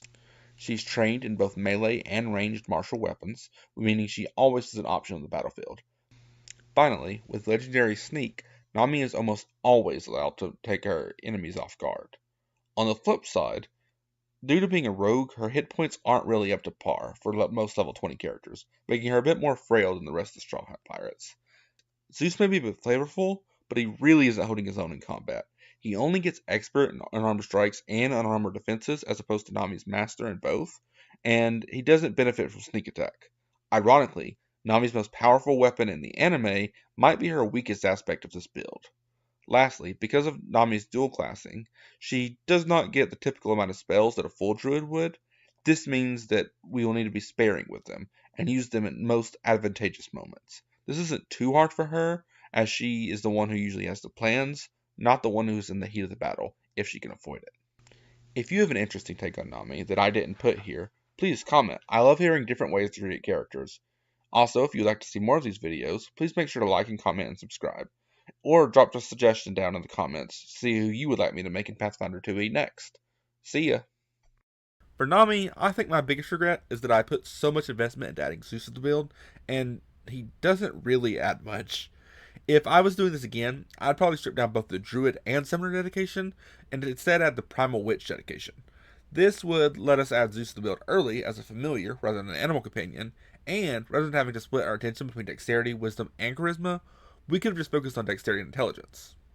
Not that it really matters. If we're putting Nami close to the character, we don't really have to be all that good at fighting anyways. She's really a fight as a last resort type character. Hello all and welcome back to Time to Dice Character Creation, where we make your favorite fictional characters in Pathfinder 2nd Edition. Today we are diving back into the One Piece world to make the Straw Hat Crew's doctor/chibi mascot. In addition to being a doctor traveling to try and find a cure for all diseases, Chopper has perhaps one of the most unique powers in all of fiction. You see, Chopper is a reindeer who has all the powers of a human from eating the human fruit. But turns out that's the worst power ever, so Chopper invented the Rumble Ball so he could push his powers to the extreme, granting himself a ton of new hybrid forms that allow him to almost be a relevant figure, and not just a marketable plushie. Almost. So beware of spoilers, and without further ado, let's get started. Alright, so let's take a look at what we need to make Chopper. We need to be a healer. The Straw Hat Crew is constantly getting into fights with people who punch above their pay grade, but somehow it's always Usopp that ends up in your office more than anyone else. How does that work? Next, we need to be a reindeer with all the powers of a human. Let's see. We can talk, and scientists keep saying we are smart, but when I turn it to the news, it doesn't seem that way. Oh, and we have opposable thumbs. That's a big one. Finally, we need to be able to eat a rumble ball so that we can increase our combat prowess to hold on until the members of the crew who can actually fight show up. Seriously, Oda, give Chopper a fight or an arc or something. He is such a cool character, and that is not being used to its full potential. So Chopper was a reindeer until he ate the human fruit and went through some kind of awakening? What ancestry does that sound like? I can't quite put my finger on it. Anyways, awakened animals get to pick their size. Chopper has to be small to sell those plushies. Small animals get 6 starting hit points, and we can use the alternate ancestry boost to get a boost to both dexterity and intelligence. Finally, the running animal starts with a land speed of 30 feet. Chopper's base form is actually Walk Point. He just has to stay in hybrid form to sell more plushies. Okay, I'm done talking about the plushies. It just makes me so mad that the Oda created this character who is so cute and so unique, only to not use him anywhere near as much as he should. Like, seriously, when is the last time Chopper had a moment to shine? And now his monster point is just a joke, and he stays in Kung Fu Point, which just so happens to also be cute and plushy shaped, and don't even get me started. Tony Chopper learned everything he knows from 2 doctors who, well, to put it nicely, it's a miracle Chopper knows how to do even the most basic medicine. We will reflect this with the back alley doctor background, giving us a boost to both intelligence and constitution, and training in both medicine and underworld lore. We also get the wrist surgery skill feat. You can't heal a cut without breaking a few bones. I don't think I have much explaining to do when I tell you we're going to go alchemist. Chopper's fighting style literally relies on making special consumables that enhance his abilities. Alchemists start out trained in perception, showing why Chopper is the only one consistently fooled by Usopp's lies. We get expert in fortitude and reflex saves, reflecting our skills at dealing with damage, especially once rumble balls are in the picture. For skills, we obviously get crafting, but we also get 3+ our intelligence score skills of our choice at level 1. We only have training in simple weapons, but we make an exception for alchemical bombs. Not that it matters. Chopper uses neither. And finally, we get training in up to medium armor. Would it be insensitive to wear hide armor? For our attributes, we pour everything we have into intelligence. Chopper is the smartest reindeer that you'll ever meet. Next, we have everything else. Chopper's different forms enhance his various different attributes, so if he wants to be good in every form, he has to be well-rounded beforehand. For our skills, we will end up legendary in medicine and nature. Medicine because we are a doctor, and nature because we are a deer. We get master in crafting to make rumble balls, and survival to track down people who our crew can't find. We get trained in acrobatics and athletics, letting us move around the battlefield, diplomacy to let us ask animals for help, intimidation because people often think we are a monster without us even trying, performance because to distract others with our cuteness, and society because, well, Chopper is always trying to fit in. Alright, we are at level 1. If you've made it this far, you're statistically more likely to make it to the end of the video, so let me take this chance to invite you to like and subscribe. It really helps us out, or so I'm told by people smarter than me. Okay, with that out of the way, let's get started. All alchemists have to choose a research field, and I think this is where I'm going to make some people mad. Chopper is not a chirurgeon.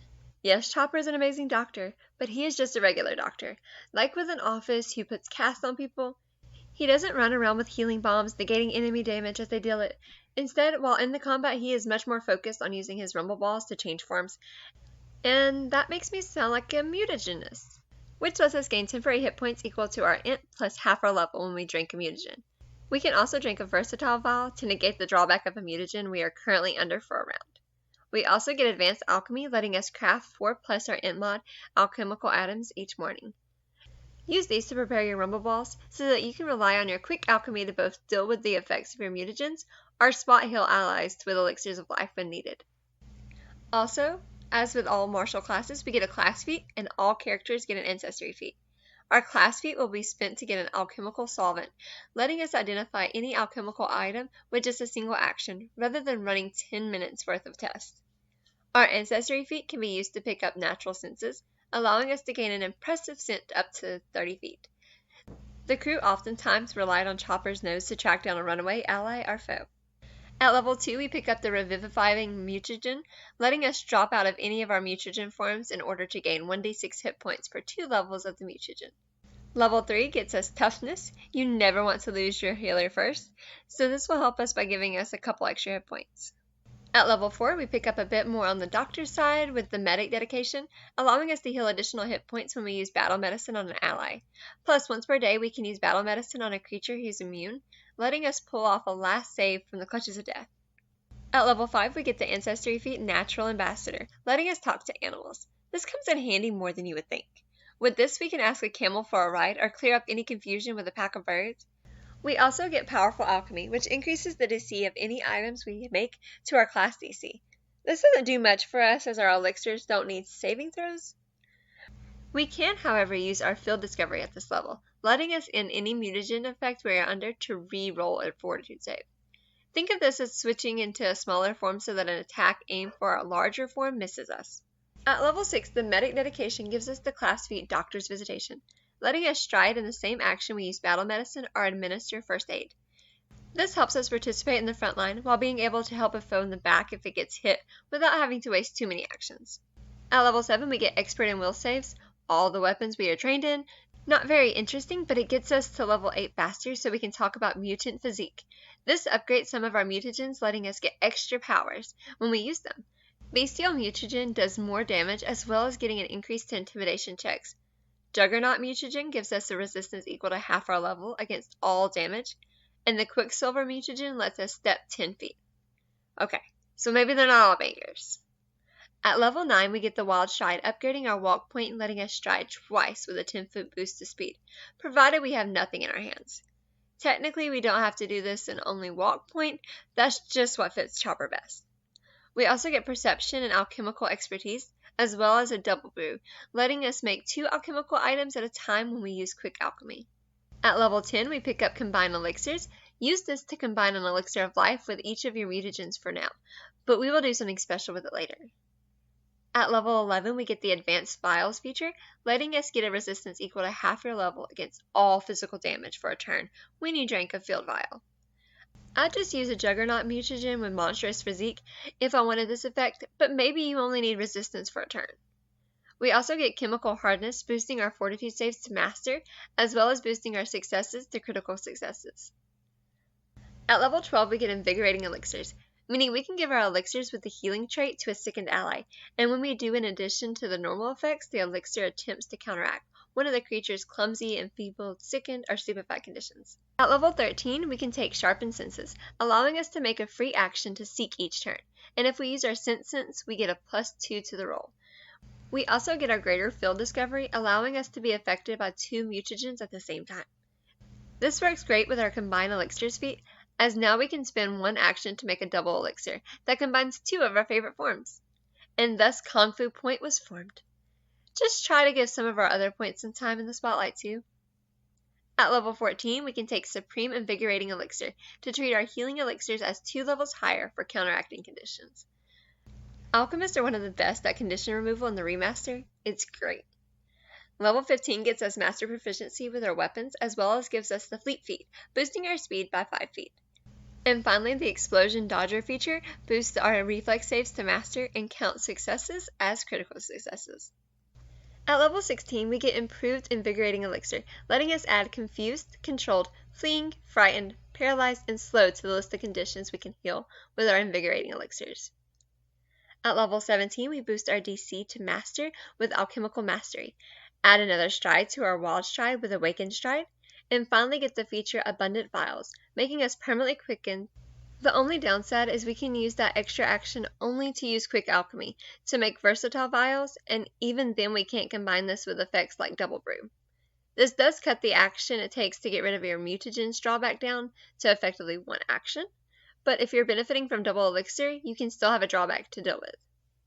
At level 18, Chopper can bring back the dead with the Miracle Worker class feat. This lets us use a Major or True Elixir of Life to bring any ally back who has died within the past 2 rounds.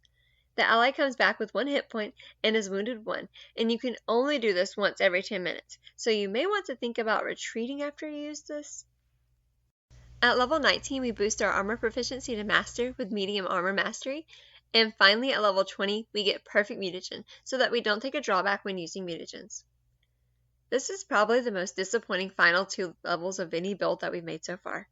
We don't even get any stronger. We just lose a penalty that will, up till now, have been finding ways to avoid anyway. As for skill feats, we get Alchemical Crafting because we are an alchemist. Makes sense. We need to be able to make rumble balls, and it would be a bit weird if we could make them with advanced alchemy, but not the normal way.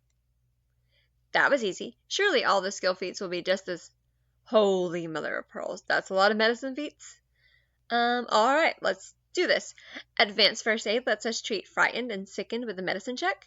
Assurance lets us rely on our skills in medicine, regardless of what the dice gods have to say.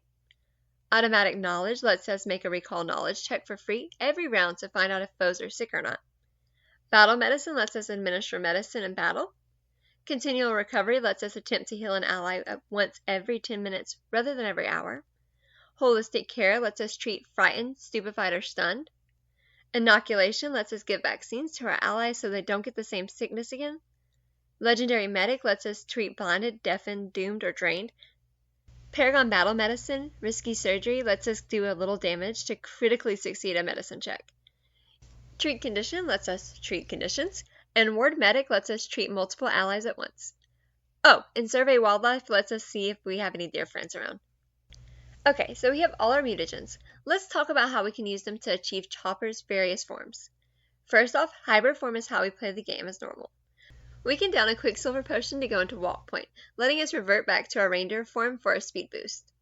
Heavy Point is our basic battle form, which we can replicate with the Juggernaut mutagen for some extra hit points and later damage reduction. For our more advanced forms, we can use the Alphabreed mutagen, which gives us a boost to our bonuses to our athletics checks and a bonus to our speed to replicate Jump Point. Guard Point can easily be replicated once we combine elixirs with Juggernaut mutagen for damage reduction and Drakeheart mutagen for an increased AC. The Stone Fist elixir is the 1-to-1 with Arm Point. Monster Point can be created by mixing the Bestial mutagen with the Juggernaut mutagen.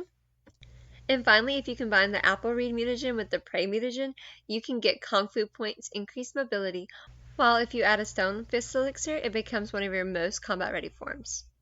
Alright, let's take a look at our pros and cons for this build. First off, we are one of the best healers this channel has ever built.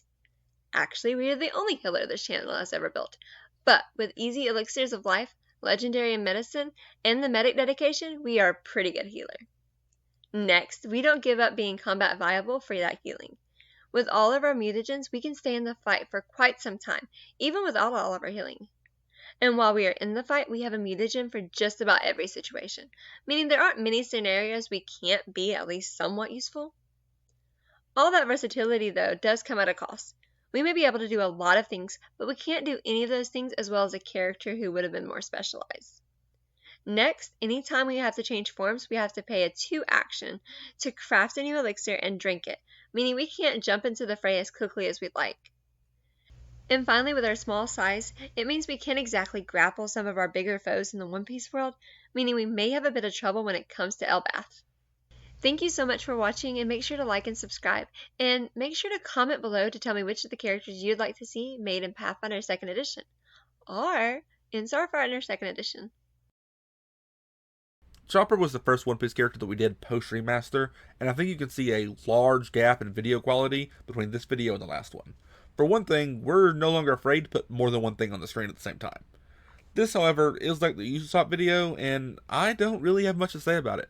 I think the only slightly controversial choice here was going mutagenist rather than the healing subclass, but I still absolutely think that was the right decision. I understand why some people would look at the reindeer doctor role in the crew and wonder why he wasn't pouring everything he could into healing, since it's the one thing Chopper can do, but I think the monster point and the other points that we have to Chopper really flesh out this character and let him contribute into fighting rather than just being a heal bot.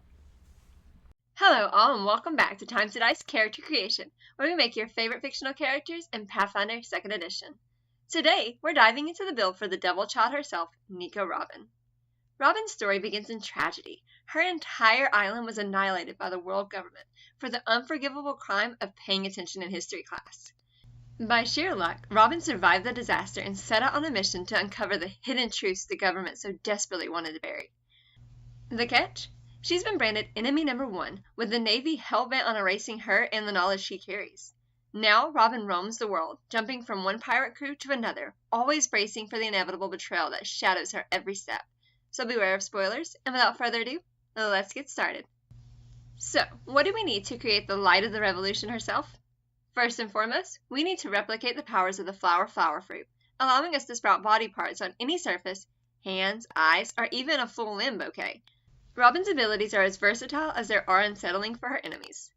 Next, we need the mind of a master historian, someone capable of uncovering the truths behind the poneglyphs and the forbidden secrets they safeguard.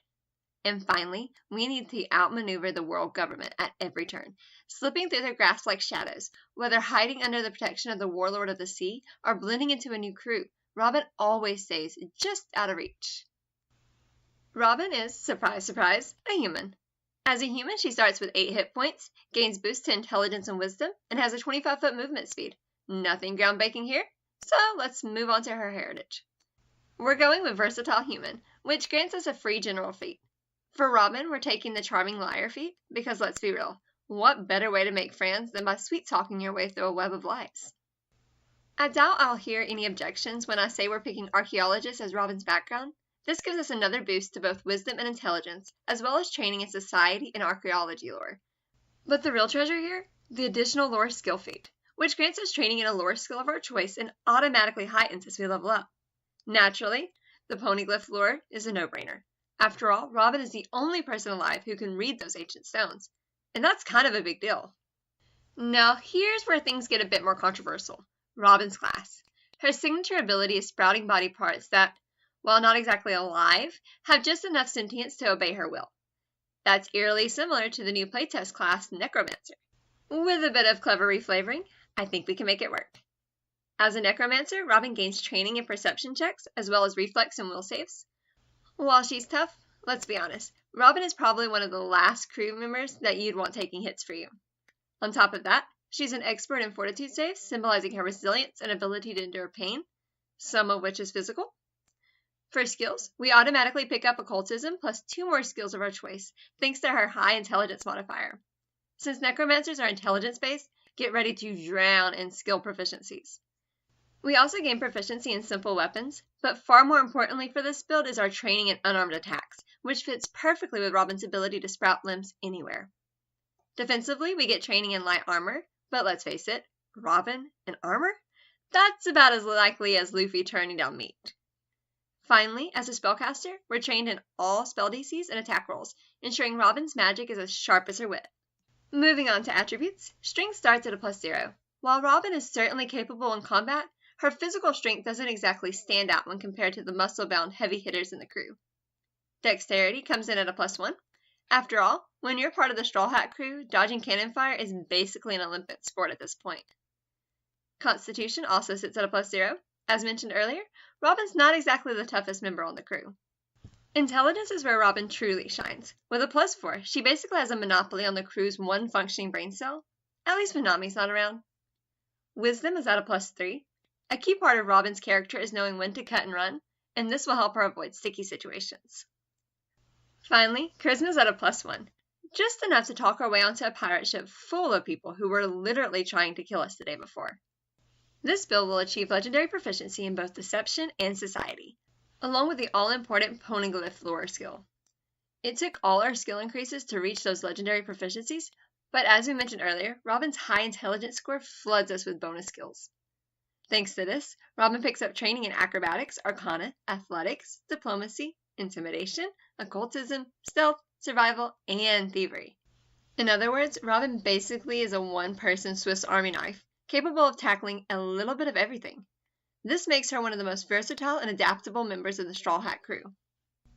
Alright, we've made it to level 1, but before we dive into the build, here's your friendly reminder. If you're enjoying the video, make sure you like, comment, and subscribe to let YouTube know you're loving the content and want to see more. At level 1, all necromancers gain 2 grave spells, one of which is based on a Grim Fascination. We'll be getting Create Thrall, which allows us to sprout a scaling number of arms, each one ready to do our bidding. And to top it off, one of those arms makes a spell attack against an adjacent foe, dealing 1d6 damage or more. For our Grim Fascination, all the limbs we create are flesh and bone, fully corporeal. So, we'll be going with the Flesh Magician Fascination, which gives us access to the Dead Weight Focus spell. This spell allows one of our arm thralls to grab an opponent's leg, slowing them down for a round on a successful Fortitude save. On a failure, the target gets immobilized, and on a critical failure, we get to fully grab hold of them. It's a great way to lock down enemies and give your allies some breathing room. The Flesh Magician Fascination also provides us with the Toughness feat, granting us extra hit points as we level up, ensuring Robin's ability to survive the rougher patches of her journey. We also gain an Ancestry feat. We're picking up Cooperative Nature. This gives us a +4 bonus on attempts to aid others. It's perfect for when Robin needs to prove her worth and convince others that she's someone worth keeping around, even with the risk of the Navy showing up and blowing up the entire island. As a spellcaster, Robin gets a few nifty cantrips to play with. For starters, we've got Telekinetic Hand, which lets us create a hand. Pretty simple, right? Next, we pick up Telekinetic Projectile, allowing that same hand to hurl objects at an enemy. Shield is another handy cantrip, letting us create small arm-like shields from Robin's elbows.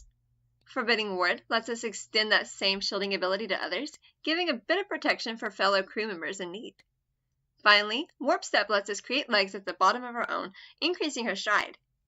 Okay, maybe that one's a bit of a stretch, but hey, 4 out of 5 ain't bad.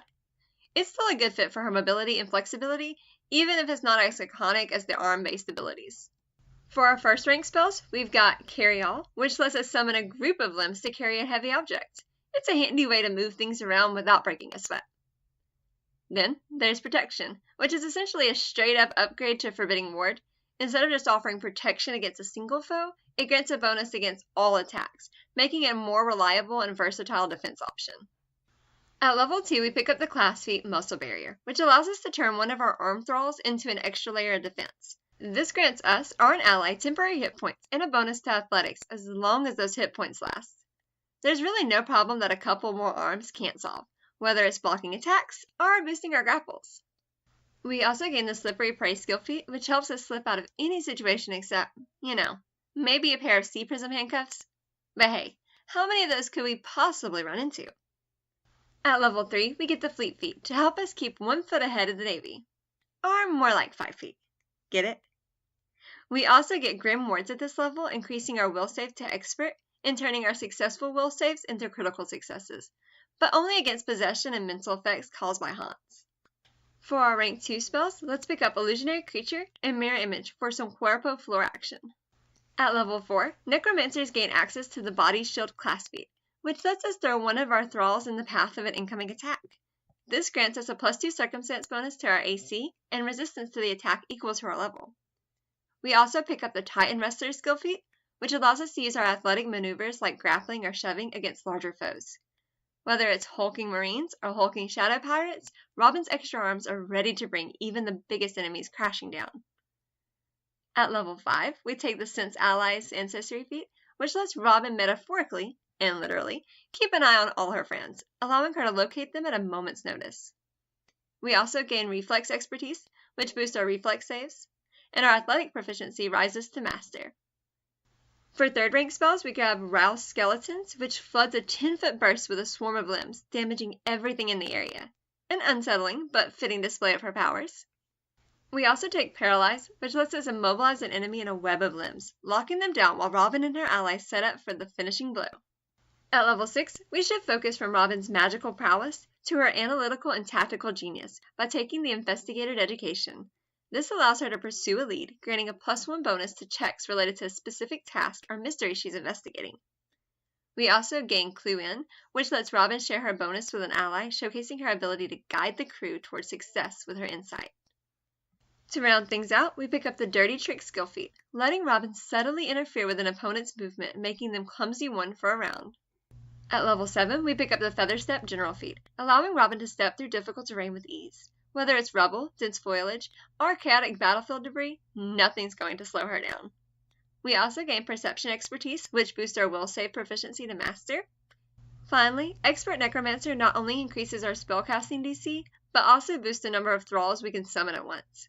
Now Robin's powers are scaling up, letting her create even more limbs to overwhelm her enemies or protect her allies. It's a true flex, literally and figuratively. We also get 4th rank spells. Fly lets us sprout 100 hands in the form of wings to briefly fly through the air. Don't ask me how that works, just know that it does. And Soft Landing lets us create a web of arms to catch ourselves or an ally that happens to be falling, which happens more often than you'd expect. At level 8, we get the Conglomerate of Limbs, giving us the Grave spell of the same name. This spell lets us conjure forth a higher thrall that grabs any foe unfortunate enough to begin their turn adjacent to our thrall. This is almost a perfect recreation of Gigantoflor. We also get Biographical Eyes skill feat, letting us pick up on small details and use them to get a clue on a target's life story. At level 9, we get the Group Aid Ancestry. One of the benefits of the Flower Fruit is that you can be all over the battlefield helping all of your allies at the same time. For our spell progression, Wall of Flesh lets us summon walls of arms to grab creatures and lock down the battlefield. And the Aberrant Form works for a makeshift Mono Floor, at least until we find something a little better later on. At level 10, we pick up the Desperate Surge to turn our athletic maneuvers into spell attack rolls rather than athletic checks. We can even sacrifice the Thrall to instantly skip the normal 10-minute cooldown.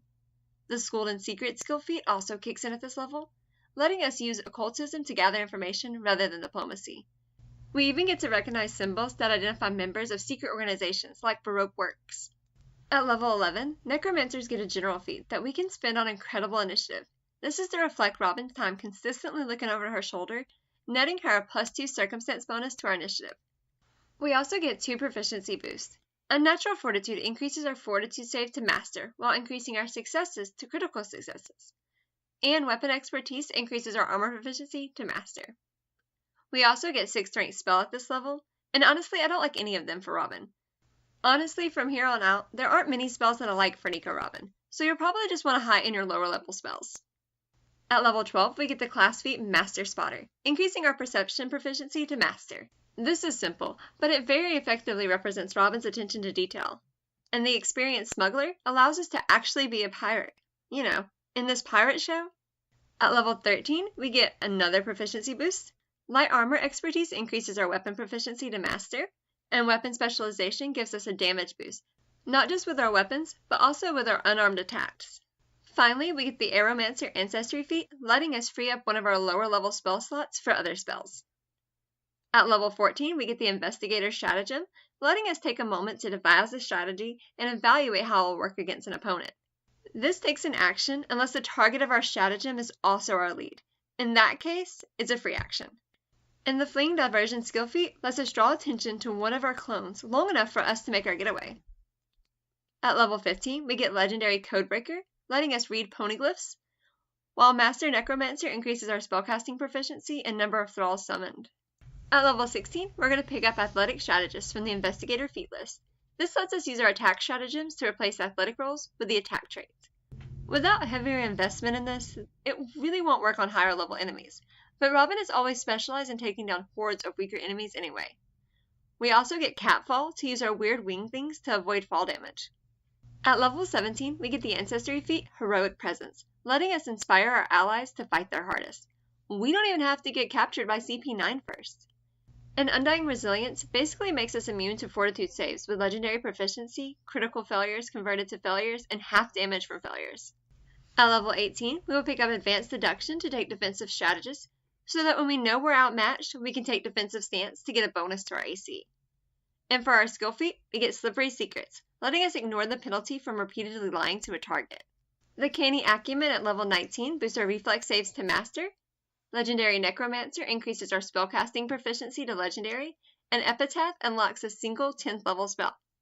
We still don't have any high level spells that fit Nico Robin, but our Ralph Skeletons are going to be so strong. Here we are at level 20, and it's time to unleash Robin's ultimate move, Living Graveyard. This turns her Demano Floor into the Stuff of Nightmares, summoning a gargantuan demon clone with a whopping 400 hit points. This Titan smashes onto the battlefield, forcing all nearby foes to make a Fortitude save or immediately fall prone under the sheer force of its presence. That's the power of Fishman Karate. As if that weren't enough, the Colossal Clone spawns regular thralls everywhere it goes, filling the battlefield with extra limbs to control the fight. For our skill feat, we round things out with Subtle Theft, letting Robin swipe items without drawing attention. Perfect for sneaky infiltrations or lifting keys from oblivious Marines. Whether she's toppling empires or making off with priceless relics, Robin has the skills for the job. Alright, now that we're finished with the build, let's see how it plays. For starters, there's no better battlefield control than summoning giant versions of yourself to literally tie up enemies. Next, we are extremely helpful. With cooperative nature, group aid, and sense allies, we always know where our allies are and can assist them both in and out of battle. And finally, with spells like Wall of Flesh and Gargantuan Thaws, we can divide enemies, allowing our allies to focus down one enemy at a time. Life's not all good though. With only 8 hit points per level, no con investment, and next to no dexterity investment, we are extremely fragile, especially if you decide not to wear armor. And it's not like we are glass cannon either. We don't exactly have damage to augment our poor defenses, as we focus instead on supporting allies. And finally, we have the unique problem of being a spellcaster that relies on multiple attack penalty. Between our thrall attacks and our grapples, prepare to have a higher multiple attack penalty than any spellcaster has a right having. Thank you guys so much for watching. Make sure you like, comment, and subscribe.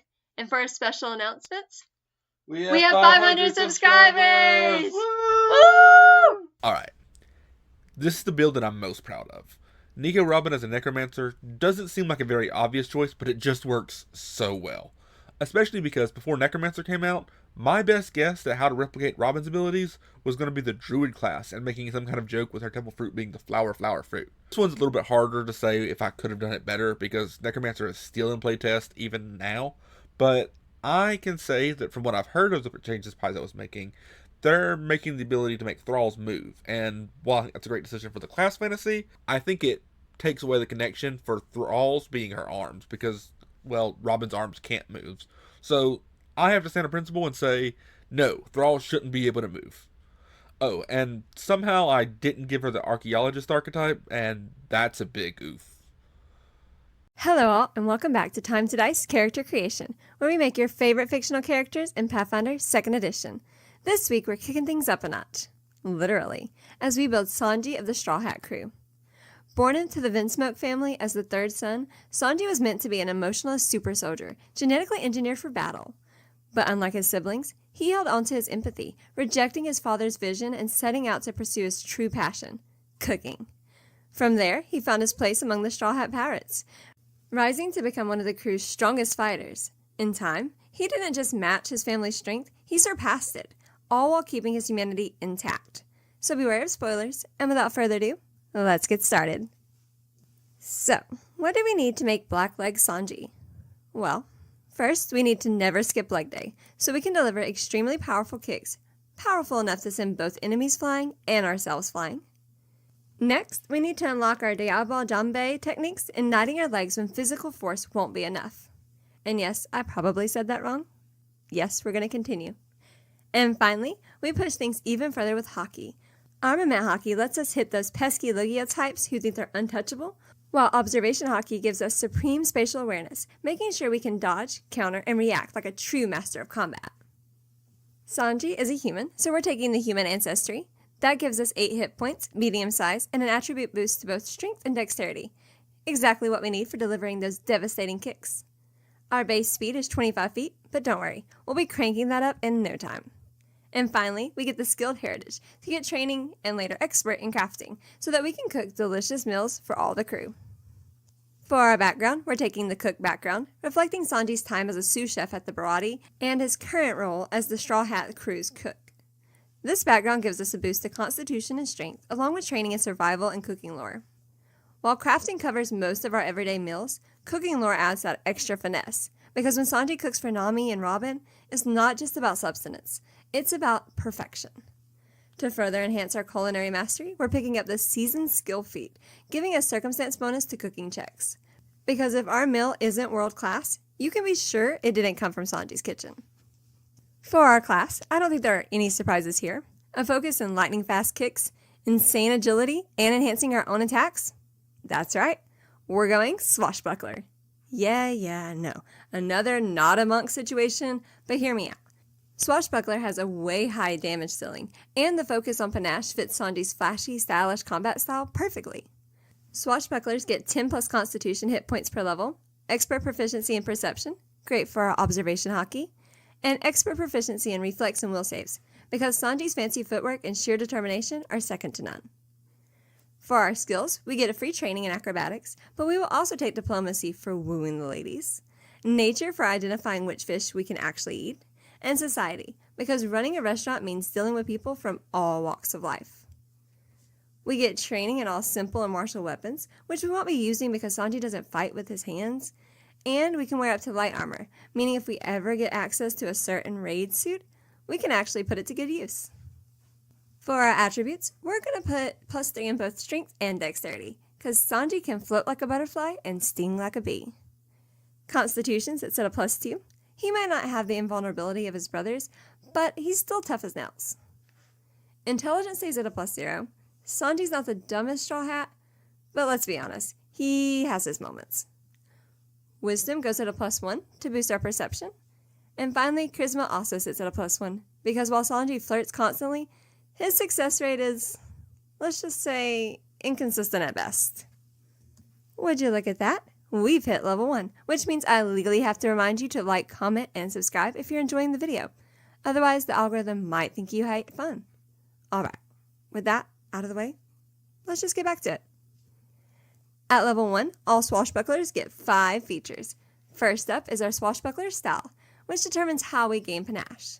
The gymnast style not only gives us training in athletics, but it also grants us the bravado trait to our grapple, shove, reposition, and trip attempts. Succeeding on any of these grants us panache, and even failing, but not critically, gives us panache until the end of our turn. But what is panache? I'm glad you asked, generic YouTube viewer who sounds just like me. Panache is a state swashbucklers enter when they complete an action with a bravado trait. It doesn't do much on its own, but it fuels a ton of our abilities, specifically stylish combatant and precise strike. Stylish combatant grants us a +1 circumstance bonus to all skill checks with the bravado trait, and a 5-foot status bonus to speed while we have panache. Precise strike adds scaling precision damage to all attacks we make with an agile or finesse weapon while in panache. And to cap it all off, we get confident finisher, which we can only use while in panache and which will automatically end right after the attack. It's a strike that benefits from precise strike's bonus damage, but even on a failure, we still deal half that precision damage, adding some reliability to our offense. At level 2, we pick up the monk dedication. Yeah, I said Swashbuckler was the better fit, but I never said that Monk didn't have some ridiculously fitting feats. This dedication bumps our unarmed strikes from D4s to D6s, and lets us ignore the non-lethal trait without a penalty. So now Sanji can keep his no hands rule without pulling his punches. We also grab the Titan Wrestler's skill feat, letting us use our panache generating maneuvers on anything from Tanatas to Giants. Sanji is an equal opportunity boot to the face distributor. At level 3, we get the Fleet General feat, increasing our speed by 5 feet at all times. And Vivacious Speed increases the speed boost we get for being in panache, and allows us to benefit from half of that boost at all times. And as we level up, that bonus scales as well.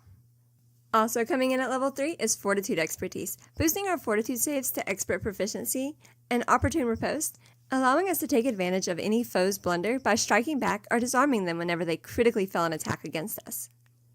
Finally, we get a Stylish Trick, which is basically just a free extra skill feat that must be used on either acrobatics or an athletics feat. Quick Jump lets us cut the time it takes to make a long jump or a high jump in half, so we are never more than an action away from being airborne. At level 4, Swashbucklers get another class feat, and we're going to go with the basic kata to pick a feat from the monk list. Now, you might think we take Dragon Stance for those powerful kicks, but here's the thing. Dragon Tail strikes don't have the agile or finesse traits, so they wouldn't synergize with our precise strike. Instead, we go with Crane Stance. In this stance, not only do we gain a bonus to AC as Sanji deflects attacks with his legs, but we also gain a 5-foot increase to all of the distance of our jumps. This fits Sanji's defensive and evasive style, letting him dodge and counter effectively.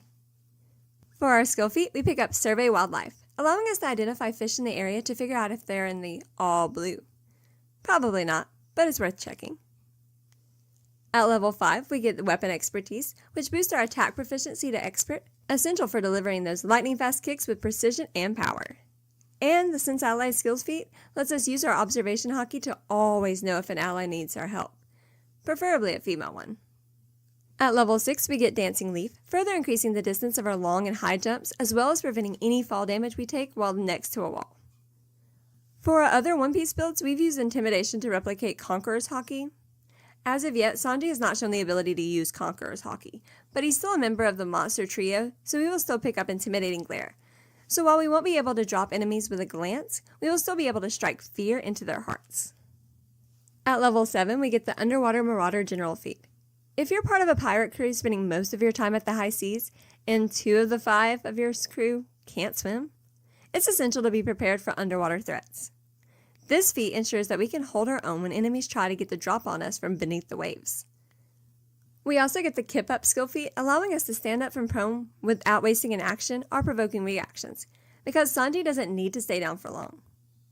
For our features, we get Confident Evasion, which increases our reflex saves to master and boosts successful reflex saves to critical successes. Finally, Weapon Specialization gives us a straight-up damage boost to all our attacks, because those kicks deserve to hit even harder. At level 8, we finally get to start tapping into our hockey powers with the Key Strike class feat. This feat lets us deliver a hockey power kick, giving us a +1 status bonus to hit and dealing a little bit of extra force damage. Perfect for taking down those pesky Logio types or anyone else who needs a little extra oomph. We also pick up the Wall Jump skill feat, adding a touch of parkour to our repertoire. This allows us to ascend to rooftops and other high places with ease. Another way to get to elevation with ease is to take the Aeromancer feat at level 9, to be able to cast Fly once per day. Sanji's version of Flight is more akin to the Airwalk spell, but that spell got phased out post-remaster, so this is the best way to replicate it. We also get the Exemplar Finisher, adding extra damage to finishers we make against grabbed, restrained, or prone creatures. And Swashbuckler Expertise increases our class CC to Expert, and upgrades our bonus from Stylish Tricks to get a +2 bonus. At level 10, we get Monk's Flurry, allowing us to take 2 strikes with a single action, both of which benefit from Panache.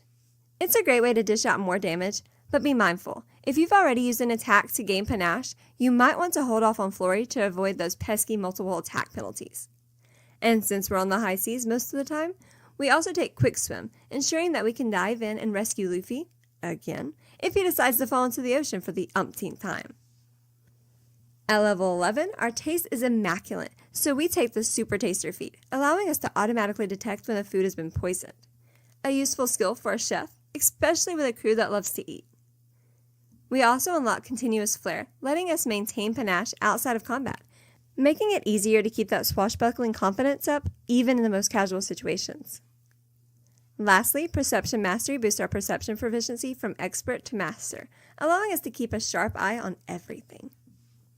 At level 12, we upgrade our Flurry of Blows action with the Flurry of Maneuvers, allowing us to swap out one of the attacks for a grapple, shove, reposition, or a trip attempt.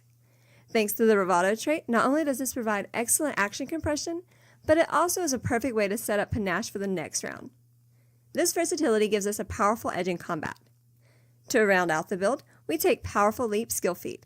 With Crane Stance, Dancing Leaf, and Powerful Leap, we can jump up to 30 feet, making us nearly untouchable by difficult terrain and allowing us to close gaps or escape without breaking a sweat. And that's before we even take flight. At level 13, we take Natural Ambition Ancestry feat to pick up Disarming Flare, which adds the Bravado trait to our disarm attempts. It might seem a bit late for grabbing a level 1 feat, but the ability to gain panache and remove a foe's weapon in the same action is just too good to pass up. Along with this, we get 3 big proficiency upgrades at this level. Assured Evasion boosts our reflex saves to Legendary, and it bumps critical failures to regular failures, making us even more elusive. Light Armor Expertise increases our armor proficiency to Expert, solidifying our defense.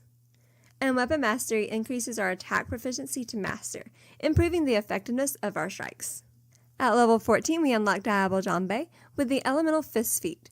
This allows us to turn extra force damage from our unarmed strikes into fire damage, which is, of course, the most effective damage type for our fiery kicks. Sure, we could theoretically infuse our strikes with any of the elements, but fire just makes the most sense for Sanji. But if you want to use the other elements to poke weaknesses, I won't tell. We also pick up Water Walk at this level. While walking on water is Brook's signature move, if Sanji can walk on air, then walking on water should be a breeze. Our Derma experimentation really kicks in at level 15.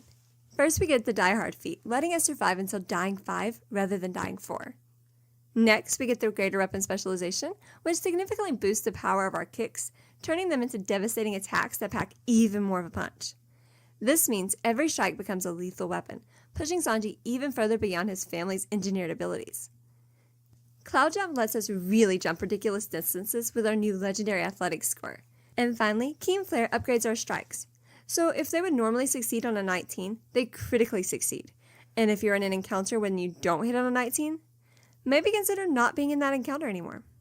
And maybe give your GM a snack or something. They seem to be having a rough day. Level 16 gives us Felicitous Repose, meaning whenever we take a strike with the Opportune Repose action, we can roll twice and take the better result. Opportune Repose doesn't come up often, so when it does, it'll be good if you can actually hit. We also get the Slippery Prey skill feat, which prevents us from taking multiple attack penalties on attempts to escape. I think it's weird that Escape has the attack trait on it in the first place, because you are specifically not attacking. But what do I know? Level 17 comes with another boost to our Observation Hockey with the Incredible Initiative feat, giving us a +2 on all initiative rolls we make. And Reinforced Ego is helpful, but not nearly as cool. It increases our will saves to Master, while bumping up successful will saves to Master. At level 18, we get the Bigger They Are class feat, letting us take on everyone at Elfaf. This feat lets us tumble through enemy space, and if we succeed, we can grant the target a weakness to the precision damage we deal thanks to Panache. We also get Legendary Proficient with Lore Cooking, a fitting upgrade for Sanji, the world's greatest chef. This feat makes him a true master in the kitchen, ensuring that no one gets hungry and, more importantly, ensuring we can cook up the perfect dish, like the wedding cake, to stop Big Mom in her tracks. Combining cooking with combat makes Sanji even more of a force to be reckoned with in and out of battle. Level 19 gives us the Fast Recovery feat. Apparently milk heals your broken bones instantly in the world of One Piece. I don't know if that's just for Luffy and Brook, but you should probably give it a go. We also get Light Armor Mastery, increasing our armor proficiency to Master, and Eternal Confidence, which increases our class CC to Master. Technically, it also gives all our finishers the effect of Confident Finisher, but since we didn't take any extra finishers, that's kind of a wash. At level 20, we finally unlock Wind Jump, which allows us to move through the air with ease. Technically, it's a little bit worse than the Fly spell because we have to attempt a DC 30 acrobatics check to, stay in the air. But with our plus 33 to acrobatics saves, that's hardly an issue. Plus, the fact that we can use this ability infinitely as long as we can refocus means Sanji will be able to zip around the battlefield without breaking a sweat. We also get Swift Sneak, which is, well, let's just say it's best used for sneaky maneuvers, but I'd rather not encourage exactly what Sanji would use this feat for. So let's just move on and dive right into, pros and cons. First off, the ability to leap 30 feet without a roll, on top of the ability to fly and a 60-foot movement speed while in panache, we definitely have mobility down pat. Next, we hit like a truck. Combining the bonuses of precise strikes with key strikes and finishers means we absolutely feel the damage per round roll. And finally, we have plenty of ways of shutting down bosses, whether that be tripping them, disarming them, or just grappling them so they can't get out of our back line. For cons though, a reliance on panache means that we may have to focus on things other than damage when we're not benefiting from it, even if the team is counting on us to bring the damage. Also, we only get 2 focus points, and we don't get our second one until level 20, meaning that if we do run into Logio types, we only have 1 or 2 good shots. And finally, all the investment into monk feats mean we can't pick up our finishers, so our level 19 class feature doesn't benefit us at all. And that wraps up our build for Sanji, the Straw Hat's culinary master and fearsome fighter. With his lightning fast kicks and unmatched mobility, Sanji is ready to take on any challenge, whether in the kitchen or on the battlefield. And if you like this breakdown, don't forget to like, comment, and subscribe for more awesome builds coming your way. And hey, if you've got a suggestion for the next character you'd like to see, drop it in the comments below. Until next time, keep rolling high, and I'll catch you in the next one.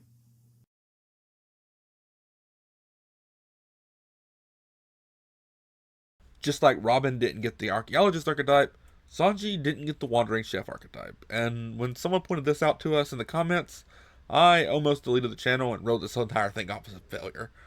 Luckily, we did start to make up for it with the choice to not go the easy route and take Monk. I really think the Swashbuckler Panache system is the much better fit, and we've got plenty of comments asking why we didn't go Monk, as we filled most of our feat list with Monk options. Basically, I think Monk has a much more defensive chassis. Well, I don't think it does. Starting with Expert in every defense, and eventually getting up to Legendary Unarmored Proficiency. While Sanji can definitely take a hit, he's not a defensive character from what I think. And while Sanji can definitely take a hit, I've always associated him more with offenses rather than defenses. Plus, I wanted to keep open to the option where a raid suit should come up. My only real wish for this build is that Dragon Stance had the Agile Finesse traits. That way we could use the heavy kick attacks with precise strikes, and rather than our weaker D6 attacks. Hello all, welcome back to Time to Dice Character Creation, where we make your favorite fictional characters in Pathfinder 2nd Edition. Today, we're building none other than Frankie, the Cola-powered shipwright and technological marvel of the Straw Hat crew. Frankie spent his early years constructing battleships to take on sea kings called Battle Frankies, but his true dream was always bigger, building a ship that could sail around the entire world. That dream hit a detour when his mentor was captured and sentenced by the Marines to death. And in a vain attempt to save him, Frankie got run over by a sea train. For most people, that would be game over, but Frankie used it as a rebuilding moment. Literally. Using nothing but scrap and sheer willpower, Frankie rebuilt himself into the one and only Cyborg Frankie. Since then, he's joined the Straw Hat crew, keeping the Thousand Sunny in ship shape as it sails the Grand Line. So beware of spoilers, and without further ado, let's get started. So, what do we need to build Cutty Flam? Well, first, we need some of that classic Frankie boxing. He's got to be able to go toe-to-toe and fist-to-face with some of the strongest fighters in the One Piece world. Next up, cybernetic upgrades. We're talking an integrated weapon system, armor tough enough to tank cannon fire, and of course, the Frankie Radical Beam. And no, that's not just a cool description. It's literally what he's named his laser. And last but not least, we need the General Frankie, a towering mech suit capable of dishing out serious damage while keeping Frankie, or any other lucky passenger, safe inside. For our ancestry, we don't usually miss a chance to play anything but a human, but in Frankie's case, our hands are kind of tied. He did start out as a human after all. As a human, we'll get 8 hit points per level, a medium size, and a nice boost to both strength and intelligence, perfect for a powerhouse adventurer. But for our heritage, we're kicking things up a notch, with the versatile mixed ancestry, representing Frankie's cyborg status. Half human, half machine, and 100% super? That's math Frankie would approve of. When it comes to our background, there's never been a point in Frankie's life where he's not working on boats. From building the Battle Frankies as a kid, to dismantling ships with the Frankie family, to serving as the Straw Hat crew's dedicated shipwright, the man pours his heart, soul, and cola into every action. So naturally, we're going to pick up the mechanic background, giving us a boost to intelligence and strength, skill training in both crafting and engineering lore, and the quick repair skill feat, perfect for slapping a patch on the Thousand Sunny mid-battle until we can get back to port for some proper TLC. Frankie is an inventor, and if that surprises you, well, I'm not sure what more man has to do. He's literally a walking workshop with a cola-fueled laser cannon. As an inventor, we get 8 plus our constitution modifier hit points per level. Not bad, but we'll definitely want to install some upgrades later to match Frankie's legendary durability. We start with expert fortitude saves, which makes sense, we're built like a tank, and expert will saves thanks to our big ol' metal skull. Our reflex is just trained, all that machinery in the gut makes dodging a bit tricky, and for skills, all adventures get crafting, but since we've already picked that up from our background, we'll swap it out for diplomacy. Gotta have some leadership skills when you're wrangling the Frankie family. We also get acrobatics, we're pretty spry for a guy who's been ran over by a train, athletics for grappling everything from CP9 to a triceratops, intimidation to be the criminal underbelly of Water 7, performance because you have a way of captivating everyone you meet. Well, everyone but Robin. Society for running a successful business, survival because all you need to run off of is cola, and thievery because Frankie's not afraid to get his hands dirty if it means a good payout. We get training in all simple and martial weapons, as well as unarmed attacks, which is good, because I don't know if I'd call half of what Frankie does a weapon attack or an unarmed attack, so it's good that we're covering our bases. And we can wear up to medium armor, even though Frankie tends to go a little bit more exposed. It's a good thing our body is basically all the armor we need. For our attributes, we're starting our strength out at a +3, because, well, have you seen Frankie? He's basically the poster child for skipping leg day in favor of turning his arms into wrecking balls. Dexterity is a +1, just enough to land a few range shots when needed, and even then, the crew's already got a sniper. Constitution is +1, which feels a little low for how tanky he is, but don't worry, we'll be stacking durability through other means. Abs of steel aren't built in a day.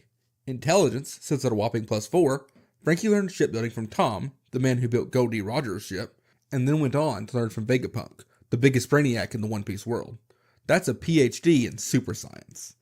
Wisdom is at a +0, because apparently sailing with a Straw Hat crew seems to drain your self-preservation and funnel it all into Usopp. And charisma, well, that's a +0. Frankie's a pretty lovable guy, but he leaves really bad first impressions. At level 1, we needed to use an innovation.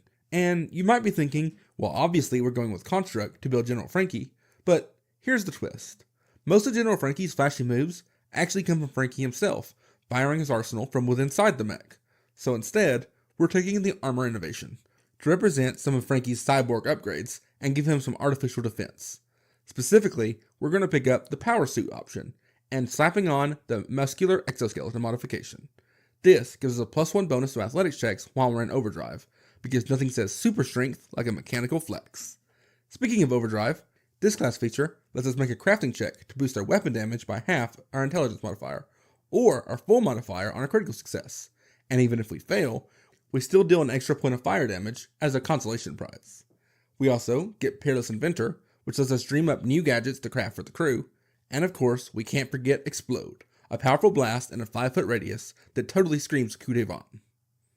For our class fate, we'll pick up the Prototype Companion to represent an early version of Frankie's fighting robot. It's not as customizable as a full construct innovation, and since it comes from a feat, it can't be large quite yet, so no riding it into battle, at least not yet. And finally, for our Ancestry feat, we're doing something rare on this channel, and grabbing a near 1-for-1 ability from the source material. We're taking Energy Beam, because yes, it's time to fire off the Frankie Radical Beam. This gives us a beam unarmed strike that does 1d4 fire damage, and on a crit, catches the foe on fire, doing more fire damage each turn. At level 2, we unlock the Coup de Pou with the Explosive Leap class feat, because nothing says an entrance like launching yourself 30 feet straight into the air. Is it flight? Not really, but it's a great way to rocket up to a flying enemy, grab them midair, and then do a good old-fashioned aerial pile driver. We also will be picking up the Hefty Haulage skill feat, which boosts our bulk limit by 2, perfect for lugging around emergency cola canisters. Whether you're recharging yourself or the Sunny, you always need to be ready to top off the tank. At level 3, we'll pick up the Toughness General feat. It gives us more hit points and lowers the DC of recovery checks. Frankie survived getting run over by a train even before he had steel bones, so yeah, this feels pretty on brand. We also get Expert Overdrive, bumping up our crafting proficiency to Expert and increasing our overdrive damage bonus by 1. More brain power equals more explosion power. And finally, we get the reconfigure feature, letting us swap out our innovation modifications with a crafting check and a day of downtime. So if you ever feel like trading out those mechanical muscles for something with more flair, just get a little tune-up in the workshop.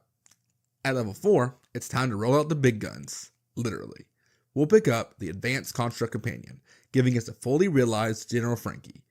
This feat not only buffs pretty much all of our construct's combat stats, it also makes controlling our construct way easier.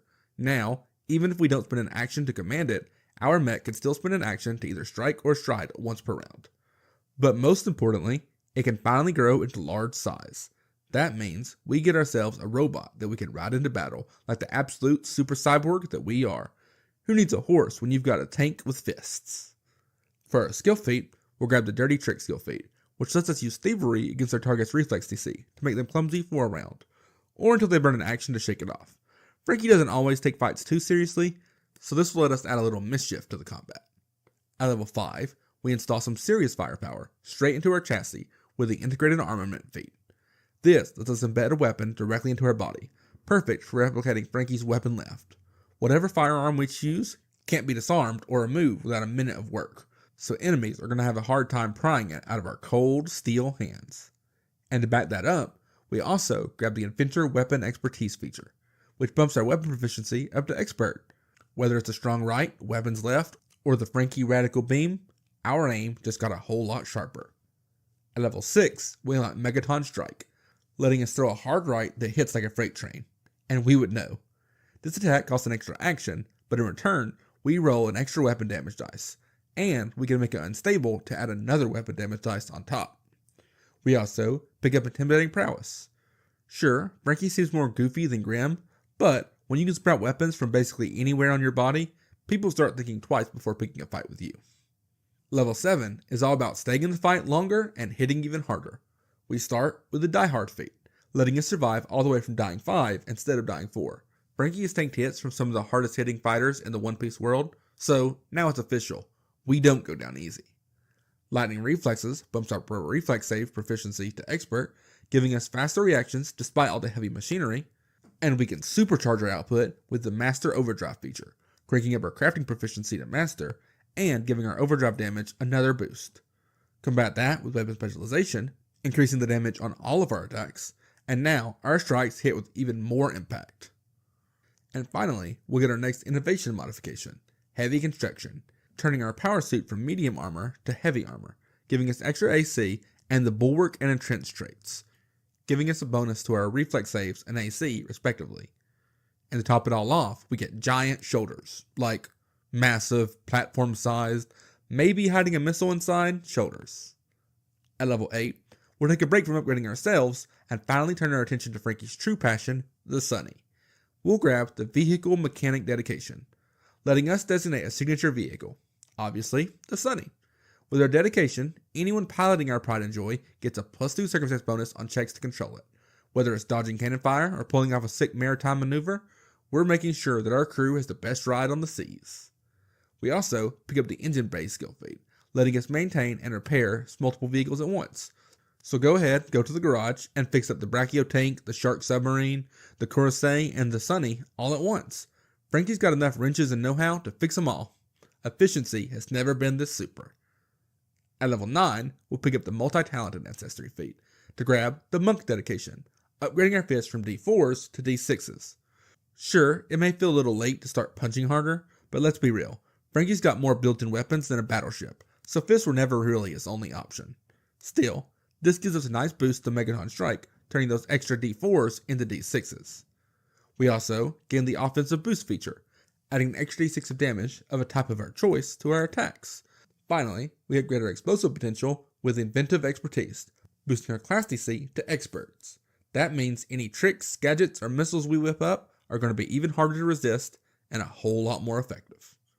At level 10, we push the Thousand Sunnies Atomwood to its absolute limit with the Impervious Vehicle feat, giving our signature ship a +1 circumstance bonus to AC and Fortitude saves, and making it even harder to sink, with extra hit points equal to twice our level. We also pick up the Efficient Control skill feat, which reduces the number of crew members we need to operate the Sunny by 25%. That means, even when the Straw Hats are split up, as they constantly are, Jinbei can still handle things at the helm without breaking a sweat. At level 11, we're going to pick up the improvised repair feat, letting Frankie get even more use out of broken items. Hopefully, the Sunny never goes the way of the Merry, but if it does, at least we know we will have Frankie to patch it up and get every last bit of use out of it. Nothing's beyond repair when Frankie's here. We also get medium armor expertise, boosting our proficiency with armor to expert, and allowing us to apply our armor's critical specialization to get resistance to piercing damage. Finally, we'll pick up Resolve, which will boost our will saves to master. Not only does this make us more resistant to mental magic and effects, but it also turns the successful will saves to critical successes. In Frankie's world, it's all or nothing, and that applies to resisting brain control too. At level 12, we pick up the Incredible Construct Companion, boosting General Frankie to his penultimate form. Now, nothing can stop our little indestructible battle bot.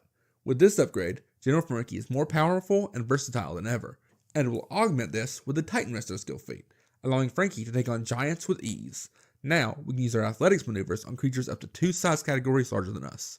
Move over, Oars, there's a new behemoth in town. At level 13, we'll upgrade our Radical Beam with the Lesser Augmentation feat, bumping up our damage from D4s to D6s. If you prefer a more ranged playstyle, you could have picked this up earlier at level 9 instead of multi-talented, and just picked up that feat here. But either way, this makes Frankie's energy beams just a little bit more dangerous. For our inventor features, we're going to pick up Alertness, increasing our perception proficiency so that Frankie can notice even the smallest details, whether it's a threat on the horizon or the best spot to install his new Battle Frankie. We also get complete reconfiguration, allowing us to make massive changes to our build more efficiently, keeping Frankie and his tech ahead of the game. And finally, we get Inventor Weapon Master, boosting our weapon proficiency to Master, because if we're going to throw everything we have in our arsenal, we may as well hit with it. At level 14, we pick up Paragon Companion, fully realizing General Frankie's combat prowess.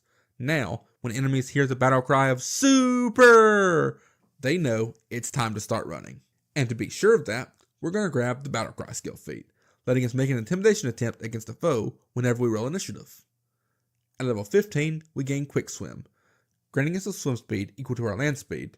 That's about as close as we can get to actually being able to swim up waterfalls. Graded Weapon Specialization increases the damage of all of our strikes again, and Legendary Overdrive gives us our final boost to overdrive damage while increasing our crafting proficiency to Legendary. Fun fact, now that we're Legendary in crafting, we can safely sit inside the General Frankie, using all of our actions to repair our construct, while General Frankie still gets to use one action to stride or strike. This gives you a near infinite pool of hit points to use, at least until foes realize that despite you being in a giant mech, there's nothing mechanically stopping them from targeting you. Lastly, we pick up the Dense Planing Innovation, granting us resistance to slashing damage equal to half our level. Frankie's getting tougher by the minute, and the enemies are going to have to work even harder to do any actual damage. I'm sure by now I've forgotten something that Frankie can do in this build, so to rectify that, at level 16, we're going to take the You Failed to Account for This feat.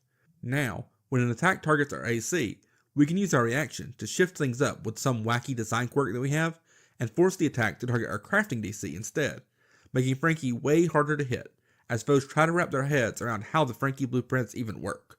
Good luck attacking something with that much innovation. Next, we pick up Crafter's Appraisal. With this feat, Frankie can get a look at Vegapunk's research, and learn a thing or two, coming just shy of being able to understand it.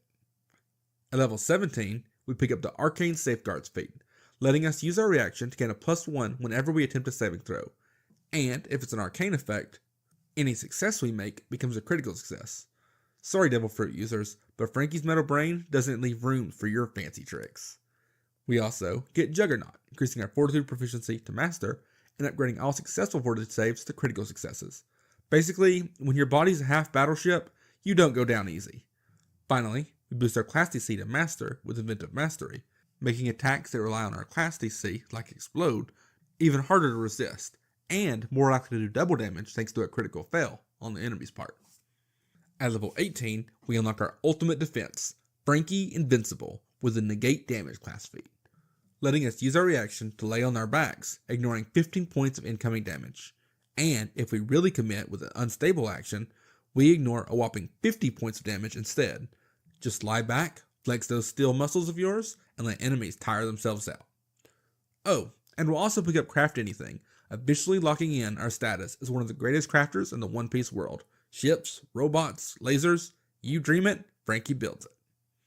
At level 19, we'll grab the incredible initiative feat, giving us a bonus to initiative checks so that we can leap into action before our enemies even know there's an action to take. Infinite Invention lets us reconfigure our entire build with just a day of downtime, perfect for when we need to swap out tools or, maybe turn our General Frankie into a giant sword. And we wrap this level up with Medium Armor Mastery, boosting our armor proficiency to Master, making us even harder to hurt beneath all that reinforced chrome. We've made it to level 20, and now it's time to go full super. First up, full automation turns us into a high-functioning marvel of engineering, permanently gaining the Quicken condition, with the ability to use that extra action each round on any movement. And to wrap this build up once and for all, we'll pick up the Cloud Jump skill feat, letting us defy gravity and basically letting us use Explosive Leap every turn, by tripling our long jump distance and letting us high jump as long as we could normally long jump. Who says 3,000-pound robots can't fly? Alright, now that we've finished up the build, let's take a look at how it would work outside of the White Room. First off, we have a tool for every occasion.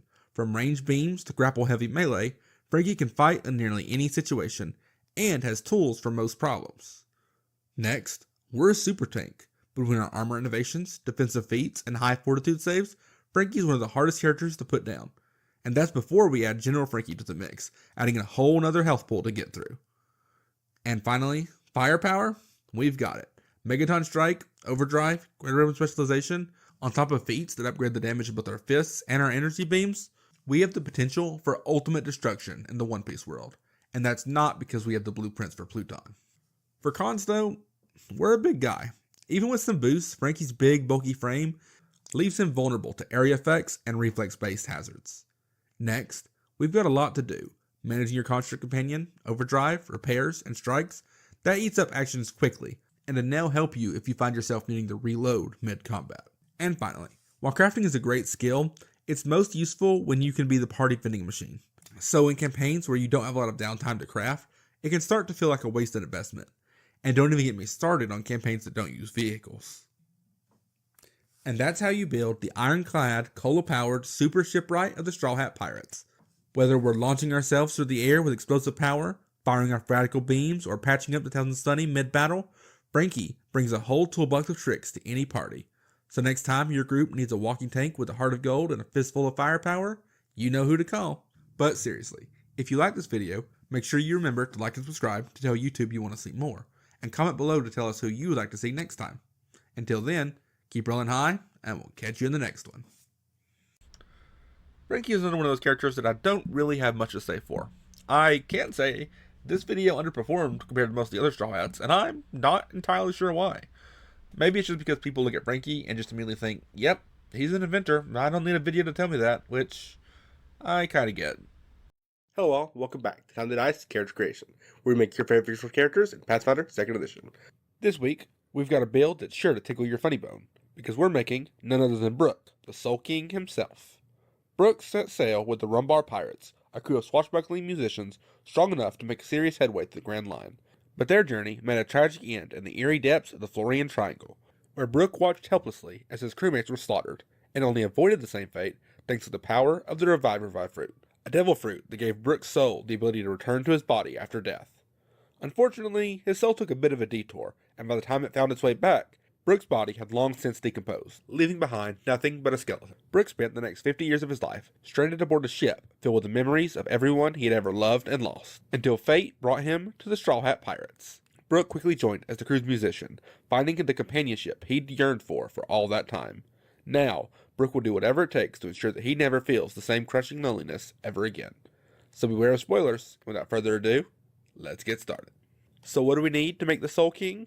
Well, first, we need the power of music on our side, able to stir the soul, charm the unwilling, and maybe even land a few encores mid-combat. Next, we need the unique perks of being a skeleton.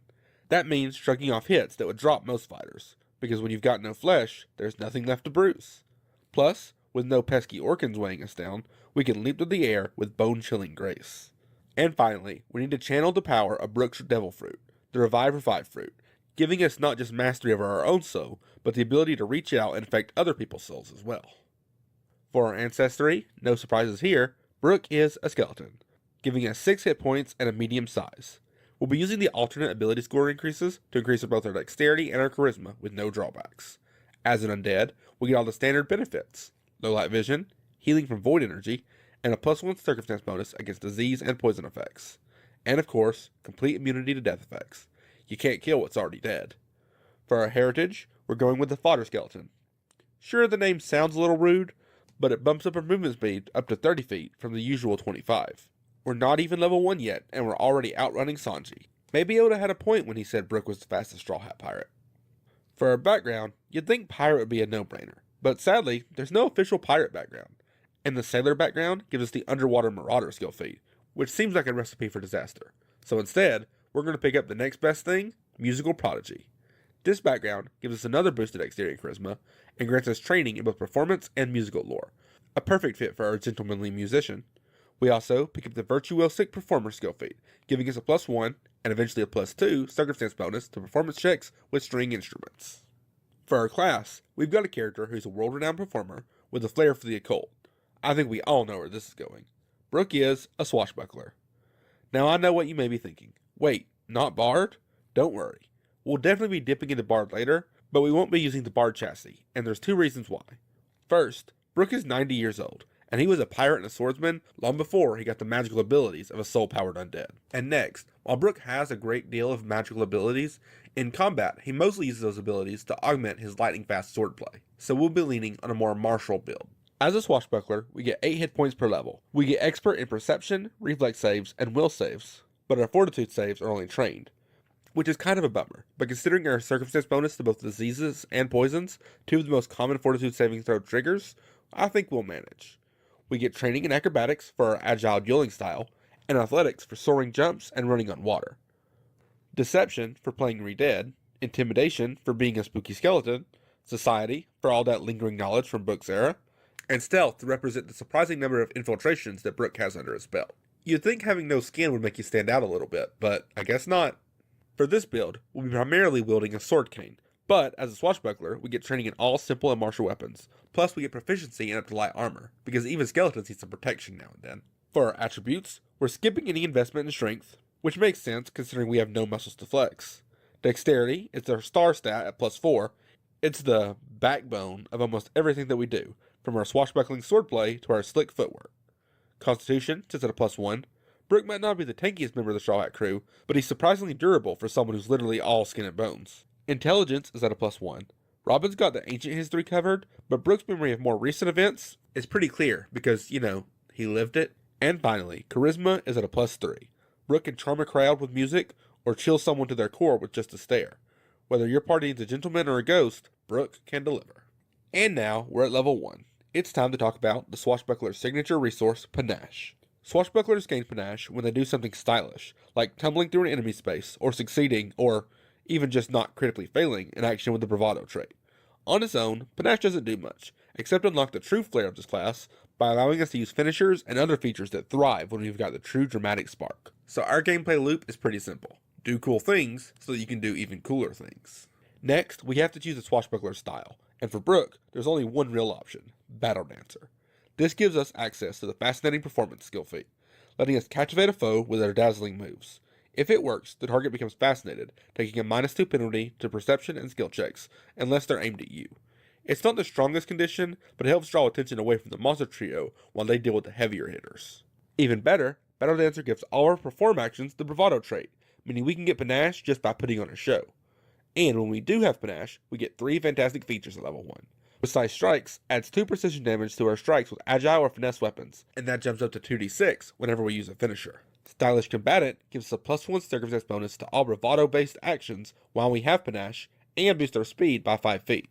And finally, Confident Finisher lets us cash in our Panache for a daring strike, and even if we miss, we still do half of our precise strike damage. And that's just the baseline features. We haven't even touched on feats yet. At this level, we pick up the Focused Fascination class feat, which improves our fascinating performance. Now, we can fascinate a foe on a success instead of needing a critical success in combat. Just keep in mind, this still has the incapacitation trait, so it's still better used on lower level enemies than trying to put it off on a boss monster. And for our ancestry, we're picking up the feat Play Dead. This lets us drop prone and convince anyone who doesn't examine us closely, or know that we're an actual undead, that we're just a lifeless skeleton. Is it really playing dead when you actually are a corpse? Wouldn't it be more accurate to say that all other times that we are playing alive? Regardless, at level 2, we keep things moving with the skill feat Slippery Prey. This reduces the penalty for making multiple escape attempts in the same round. So if Big Mom tries to add you to her collection again, you've got a good shot at slipping through her fingers. Turns out, being made of bones has its perks. For our class feat, we'll finally start dipping into the world of musical magic with the Bard dedication. See, I told you it wouldn't take long before the Soul King started shredding both souls and spell slots. This feat lets us use a muse and grab 2 occult cantrips of our choice. We're going to go with the Warrior Muse, blending martial prowess with musical performance. Think of it as swordplay meets guitar play. Brooke is nothing if not versatile.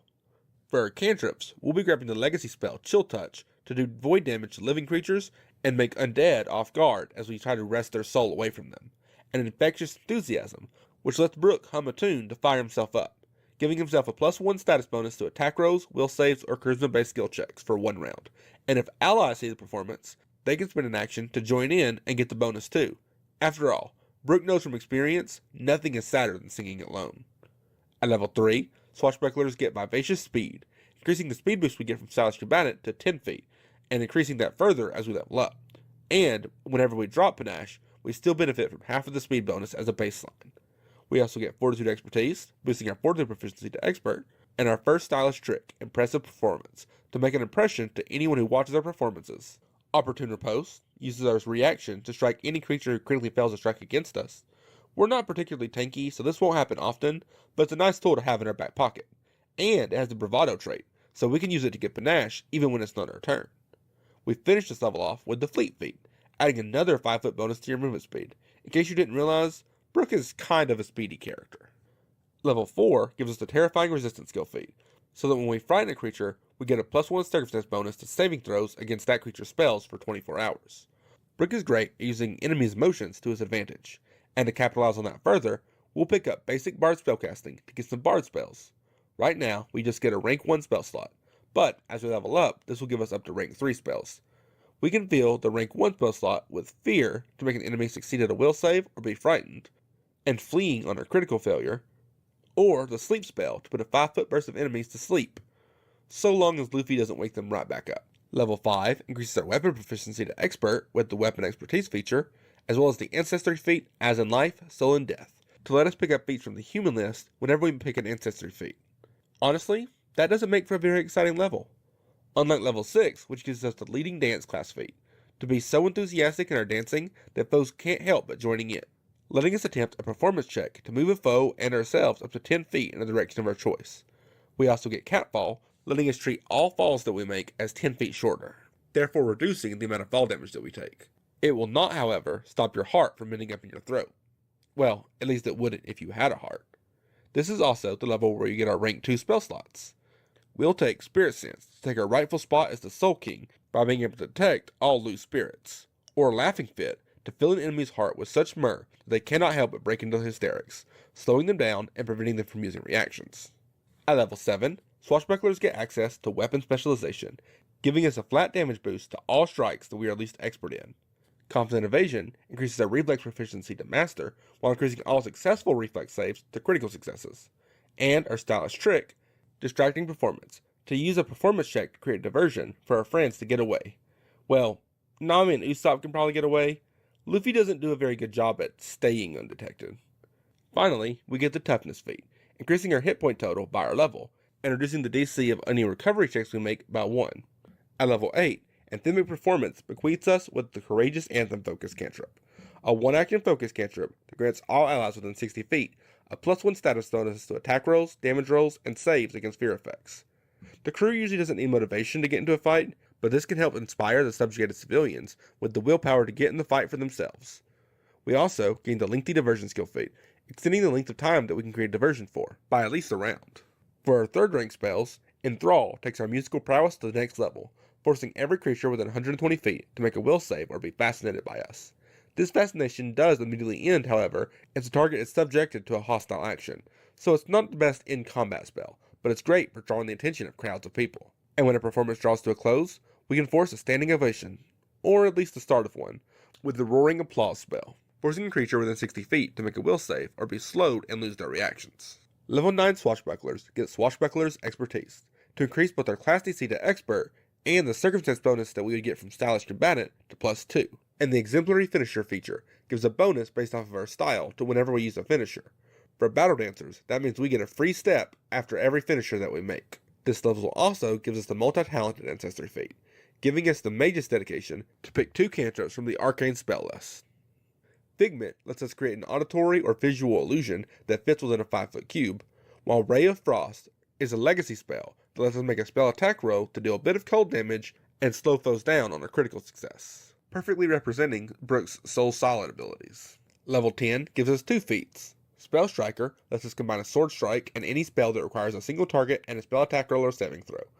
If you choose a spell that requires a spell attack, you make one attack roll for both the strike and the spell, using its results for both. But if your spell required a saving throw, you have to roll to hit, and then the opponent makes a saving throw, wasting the spell if you miss. And the Talent Envy skill feat lets us combine our Masterful Music with our innate Intimidation abilities. Whenever we succeed at a Perform check that receives a bonus from Virtuosic Performer, we can immediately demoralize a foe within 60 feet. And if we critically succeeded on that performance check, we treat that demoralize attempt as 1 degree of success better. Feather Step at level 11 lets us step through difficult terrain without issue, letting us dance over the piles of bodies that the Straw Hat crew leaves in their wake.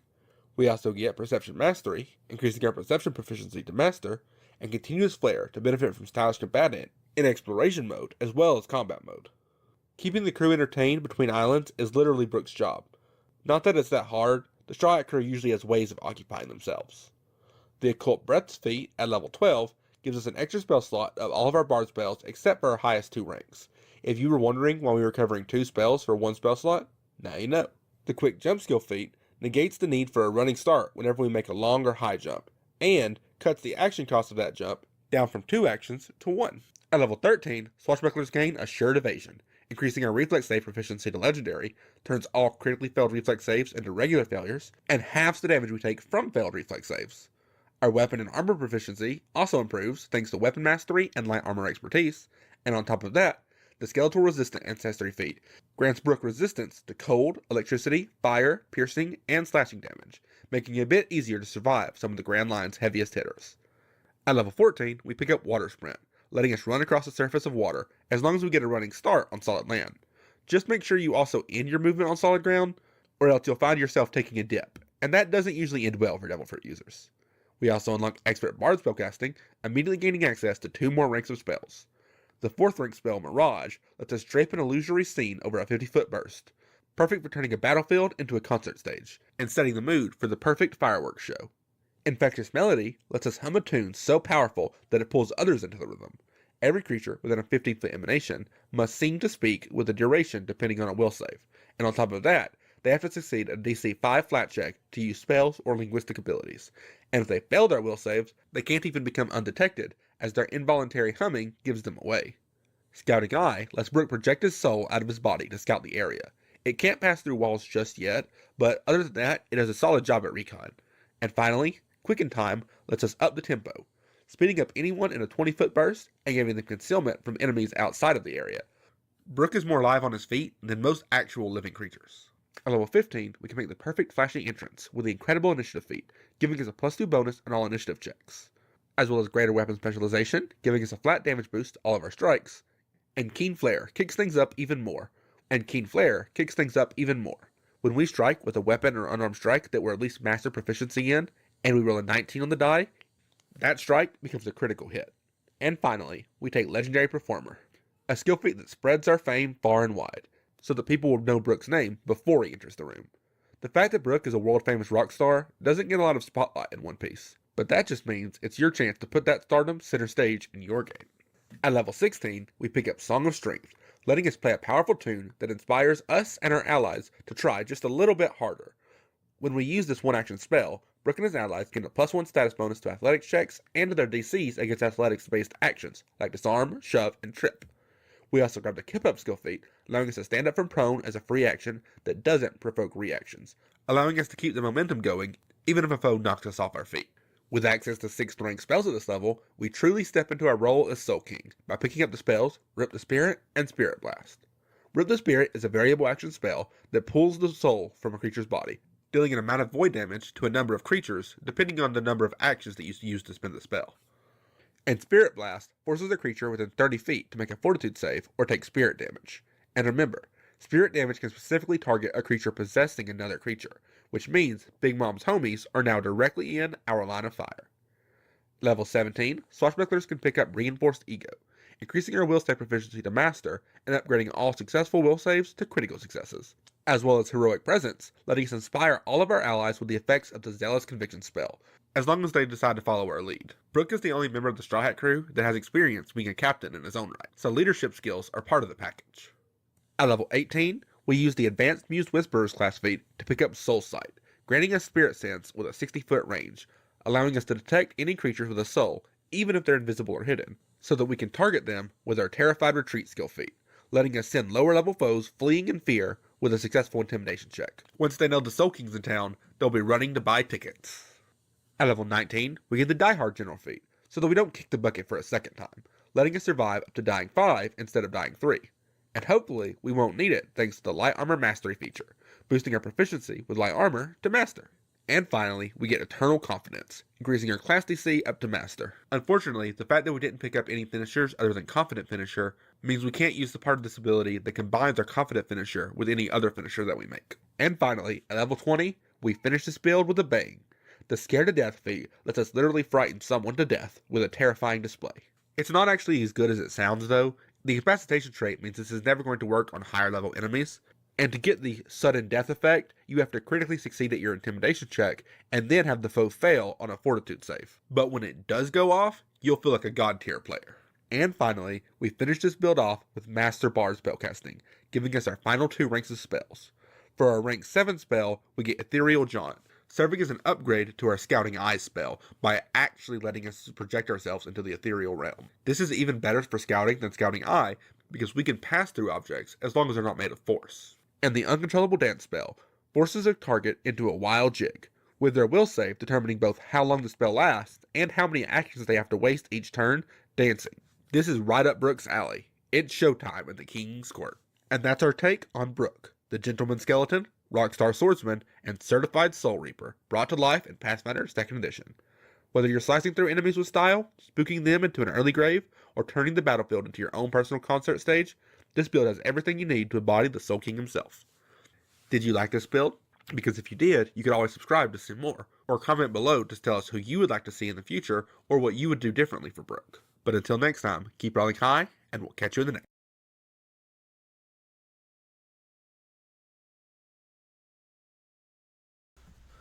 Like Sanji and Monk, Brooke is another one of those characters who people immediately think they know what class we are going to do, and we go with another class just to immediately multi-class in the original class. If you thought Brooke was a bard, I would have been with you before we made this video. I couldn't really justify making him as a full caster. We're introduced to Brooke as a swordsman who happens to be a skeleton, and also happens to be a musician. Brooke doesn't show any magical abilities until after the time skip, and even then, his magical abilities are pretty much always used to augment his swordsmanship, not the other way around. So I wasn't going to give up the chance to make him a master proficiency in swords, rather than expert proficiency, even if it did mean giving us 10th rank spells, which I don't know what I would have used to fill those spell slots, even if we did have them. Hello all, welcome back to Time to Dice Character Creation, where we make your favorite fictional characters in Pathfinder 2nd Edition. Today, we're finally completing the Straw Hat crew with Jinbei, Son of the Sea. Jinbei lived a long life, and unfortunately, that life has been filled with discrimination against fishmen. Jinbei has served as a member of Neptune's army, captain of the Sun Pirates, and a warlord of the sea for the world government, all in an attempt to see the world where fishmen and humans can coexist peacefully. He works towards that dream now as the helmsman of the Straw Hat crew. So beware of spoilers, without further ado, let's get started. So what do we need to make the first Knight of the Sea? Well, one of Jinbei's earliest feats is complete mastery over fishman karate at a young age. He uses his fighting style to have complete control over the battlefield, pushing his foes to his liking. Next, we need the power of armament hockey, which we can use to augment both our offenses and our defenses, allowing us to the bastion of hope, even against attacks from some of the biggest hitters that the Grand Line has to offer. And finally, we need to be able to punch a foe, not just with our fists, but with the unabashed fury of the ocean, letting us deliver punches through even the water vapor in the air to creatures at a long distance or over a large area. For our ancestry, fishmen can be replicated pretty flawlessly with the Athamaru ancestry.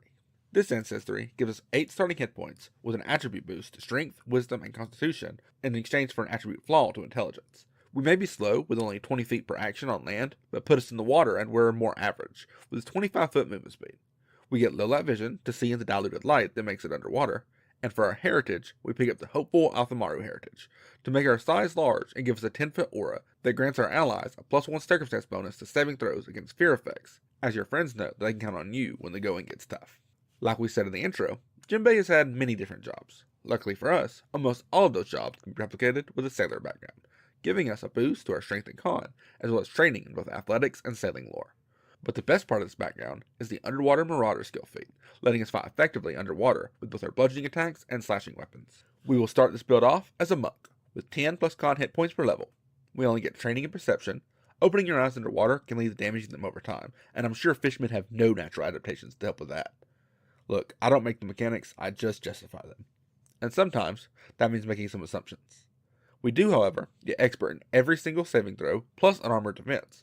So if we want to take a hint from Big Mom, we can, but I still wouldn't recommend it. Monks don't get any automatic skill trainings, but we do get a couple of skills of our choice. Let's go with Diplomacy and Intimidation to lead our crew, regardless of what mood they're in that day, and Nature to recognize our little fish friends. Finally, we get training in unarmed attacks, so we can punch good. Actually, every class has training in unarmed attacks, even the ones that don't punch good. So it's more like we can punch mediocrely. Don't worry though, we'll fix that. You'll just have to give me a minute. For our attributes, Strength is at a +4. Fishmen are stronger than ordinary humans, and Jinbei is stronger than ordinary fishmen. Dexterity is a +1. While Jinbei is still pretty light on his feet for a big guy, he usually chooses to stand there and let most attacks deflect off his armament hockey. Constitution is a +3. If you're just going to stand there and let most attacks deflect off your armament hockey, you have to be able to tank those attacks. Intelligence is at a -1. Jinbei isn't really dumb, but his knowledge is mostly life experience, and that's wisdom. So we'll put wisdom at a +1. And finally, charisma is also at a +1. Jinbei has led the Sun Pirates for a time, and the world government chose specifically him to make a Warlord of the Sea to scare other pirates straight. Starting as a monk gives us both the Flurry of Blows and Powerful Fist features. Flurry of Blows lets us make 2 unarmed strikes, and if both those attacks hit the same creature, we combine the damage before applying weaknesses and resistances, helping us pierce through other armament hockey users. And Powerful Fist upgrades our fist attacks to do 1d6 damage rather than 1d4, as well as letting us ignore the penalty for making lethal attacks with our otherwise non-lethal fins. We will pick up both a class feat and an ancestry feat at this level. The Reflective Ripple Stance class feat lets us empower our abilities with the force of the ocean to make crashing wave attacks. These are like our normal strikes, but in addition to the agile, finesse, and non-lethal traits, they also have the trip and disarm trait, making them all about shutting down enemies who are a little bit too offensive for our liking. While in Reflective Ripple Stance, we also gain a +1 circumstance bonus to athletics checks to disarm, swim, or trip, and gain a +2 circumstance bonus to our reflex DC to avoid being disarmed or tripped ourselves. You know, in case someone tries to disarm our arms. For our ancestry feat, Jinbei may want a peaceful coexistence with humans, but that definitely doesn't mean he's willing to blindly trust people. So we'll pick up the Ocean's Wariness feat to get a +1 circumstance bonus to our defenses against deception, diplomacy, intimidation, and performance checks. Good luck pulling a fast one over us. At 2nd level, we immediately depart from the monk to grab the Kineticist dedication, giving us elemental blasts. These blasts can be made in melee range or up to a range of 30 feet, and can be used with either 1 or 2 actions. But we only add our strength score to attacks made at melee range, and we only get to add our con modifier to damage on blasts made with 2 actions. Use this as much as you can right now, because it falls off pretty quickly as we level up, since we don't take the feats to scale up its damage. We also get the Titan Wrestler skill feat, to push around creatures much larger than us. Turns out, Big Mom is very big, and this will help you if you do choose to pick a fight with her. Once again, I do not recommend picking a fight with Big Mom. 3rd level monks get Mystic Strikes, adding a bit of hockey to our repertoire. This makes our attacks magical, so that we can hit Logia types and other creatures who are resistant to physical damage. We also get incredible movement to boost our movement speed as we level up, meaning unlike other fishmen, we're actually faster on land than in water. Though, we'll boost our swim speed later. As it turns out, getting an insanely high swim speed is much harder than getting an insanely high land speed. And finally, we get Toughness to increase our maximum hit points and reduce the DCs of any recovery checks we make by 1. At level 4, we get the Through the Gate archetype feat to continue ignoring anything from the monk feat list. This time, we pick up Tidal Waves to call the ocean itself to our aid. This makes all creatures within 2 50-foot cones or 1 30-foot cone to make a basic reflex save. And unlike Elemental Blast, this ability scales on its own as we increase in level. And the icing on the cake, if the enemy critically fails their save, they are pushed back 5 feet. Which may not sound like much, but once you've pushed a couple of Devil Fruit users into the ocean, you'll see how good battlefield control really is. We also get Slippery Prey, reducing the multiple attack penalty we take from multiple attempts to escape in the same round. Slavery is kind of a big thing for fishmen in the One Piece world. It's no wonder they get a bit antsy about being restrained. 5th level monks get Perception Expertise and Expert Strikes, unlocking our critical specialization for our unarmed brawling attacks so that we can slow an opponent when we critically hit them. We also get another ancestry feat at this level. Skilled Swimmer lets us ignore difficult terrain in aquatic environments, as well as swim up and down without counting movement as difficult terrain. At 6th level, we get 1-inch Punch, which is basically like Power Attack that most of the martials get. We can add an extra action or two to our attack to do more damage. We add 1 extra damage die per extra action that we spend on this punch. This will be our stand-in for our tile punch attacks. We also get Powerful Leap, adding 5 feet of horizontal distance to our high or long jumps, so we can be the dolphin pirate that we were always born to be. Level 7 monks get Weapon Specialization, for a flat damage boost to all of our attacks, and our first path to perfection, boosting one of our saves to master, and treating all successes in that saving throw as critical successes. Jinbei is the first character shown to resist Big Mom's ability to drain life force, by simply showing no fear in the Mirror Emperor of the Sea. So, we'll pick will saves. We also grab the Fleet General feat, for an added 5 feet of movement to our movement speed. Jinbei is faster than any guy his size should ever reasonably be. But that's most characters in One Piece, so that's not really saying much. At level 8, we learn some more Fisherman Karate with the Rippling Spin reaction. Whenever we are hit by a physical melee attack, after the attack is finished, we can immediately step and then either disarm or trip the target, preventing them from continuing their onslaught. All of the other Straw Hats have combat styles that involve jumping around and constantly moving, but Jinbei is much more efficient, standing in place, tanking the biggest hit enemies can throw, and then punishing them for their troubles. And as if that wasn't frightening enough, we also get Intimidating Glare, to demoralize creatures who find themselves face to face with us, even if we don't speak their language. Level 9 monks get Monk Expertise and the Metal Strikes feature, to treat all of our unarmed strikes as both cold iron and silver for bypassing resistances and triggering weaknesses. Jinbei can go blow for blow with characters literally made of fire, so physical resistances don't mean much to him. We also pick up the Community-Minded Ancestry feat to gain a +1 circumstance bonus to our Perception DC against someone attempting to lie to us, and to Perception checks or Sense Motive checks to detect creatures trying to impersonate someone they're not. Turns out, Jinbei is very acquainted with most of the big names on the Grand Line. At level 10, we get full body armament hockey with the Iron Blood stance, granting us both resistance to all damage and the ability to make Iron Sweep unarmed attacks that deal a D8 of bludgeoning damage and have the non-lethal, parry, sweep, and unarmed traits. We paired this with Quick Swim to swim further on all successful swim checks. Our swim speed prevents us from needing to make most swim checks. We're mostly taking this feat because when we reach Legendary in Athletics down the road, we get a swim speed equal to our land speed, so that we don't embarrass ourselves when we tell other fishermen that we are faster on land than in water. 11th level monks can pick up the next path to perfection. This time, we're picking up Fortitude saves, because Jinbei is like a tank of the sea, or as I like to call them, boats.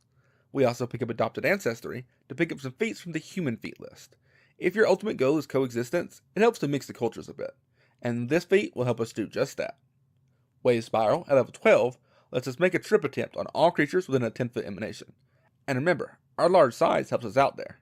Thanks to our added size, a 10-foot emanation allows us to trip up to 28 creatures, rather than medium characters who can only trip up to 20. Why you're in a situation where you're fighting 28 enemies in the first place is beyond me, but hopefully that means they're low enough leveled that we should be able to trip most of them, even with a couple of unlucky rolls. We also take Quick Jump, a skill feat that lets us high and long jump in half the usual time. That means 1 action instead of 2. So we have the action economy to jump out into an enemy ship, and then use Tidal Hands on all enemies on the ship, knocking them off so we can claim their vessel as our own. Level 13 monks get Master Strikes, Graceful Mastery, and an Ancestry feat that we can use to pick up the Champion dedication through the Multi-Talented feat. This dedication grants us training in light and medium armor. Jinbei doesn't wear light and medium armor.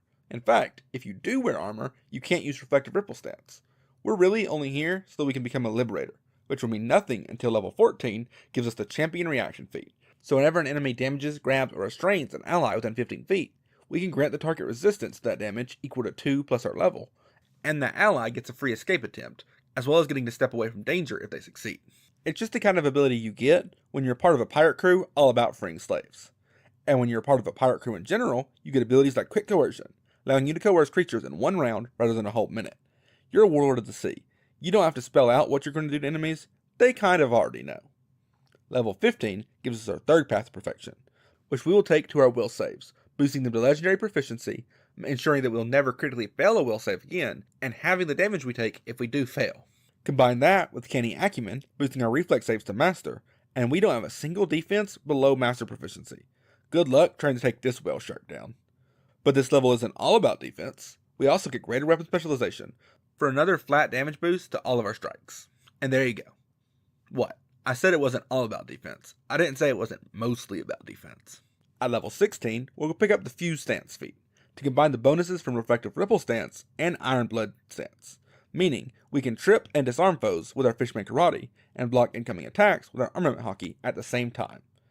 And the Hefty Holler skill feat lets us carry 2 additional bulk of items. Yeah, turns out not every ability can be revolutionary. But that changes at level 17 where we get Graceful Legend, so that we'll never get hit again. Adamantine Strikes, so that we can punch through even Kaido scales, and Observation Hockey with the Incredible Initiative feat, giving us a +2 to all of our initiative rolls. Diamond Fist, at level 18, augments our attacks yet again, this time giving them the Forceful and Deadly D10 traits for maximizing damage on repeated strikes against the same target. With all that damage, we can intimidate an entire crew into doing what we say, which we will do with the Group Coercion feat, letting us coerce up to 5 creatures with a single roll. Though this will probably only work on lower level enemy crews, like the Buggy Pirates, and just about everyone on Law's crew except for himself and Beppo. At level 19, we pick up Perfected Form, preventing us from ever rolling less than a 10 on our first attack each round, and Oxymus Awakening will give us 2 arcane cantrips, a first and a second ranked spell slot that we can each use once per day. Our DC won't be very high though, so we will mostly use these spells for defensive utility, like the Hidebound spell, granting a creature within 60 feet resistance 5 as a reaction whenever they take any damage. Armament Hockey doesn't usually spread to other people, but if anyone could find a way to do it, it would probably be Jinbei. We also get Shielded Arm, raising our own AC for a minute, and allowing us to shield block to reduce any incoming damage that does get through, as well as cantrips like Shield and Spout. Shield is pretty much Shield Arm, but it only costs 1 action and only lasts for a single round, while Spout does a bit of damage and possibly knocks the creature off guard if they critically fail their Fortitude save. It affects a 5-foot cube, but if we use it in the water, it expands to a 5-foot burst. Luckily, the One Piece world has no shortage of water. And finally, at level 20, we pick up the Swift River class feat to immediately end one status to our speed or end one immobilized or slowed condition affecting us at the end of each of our turns, basically ensuring that we're impossible to hold down, no matter how hard enemies may try.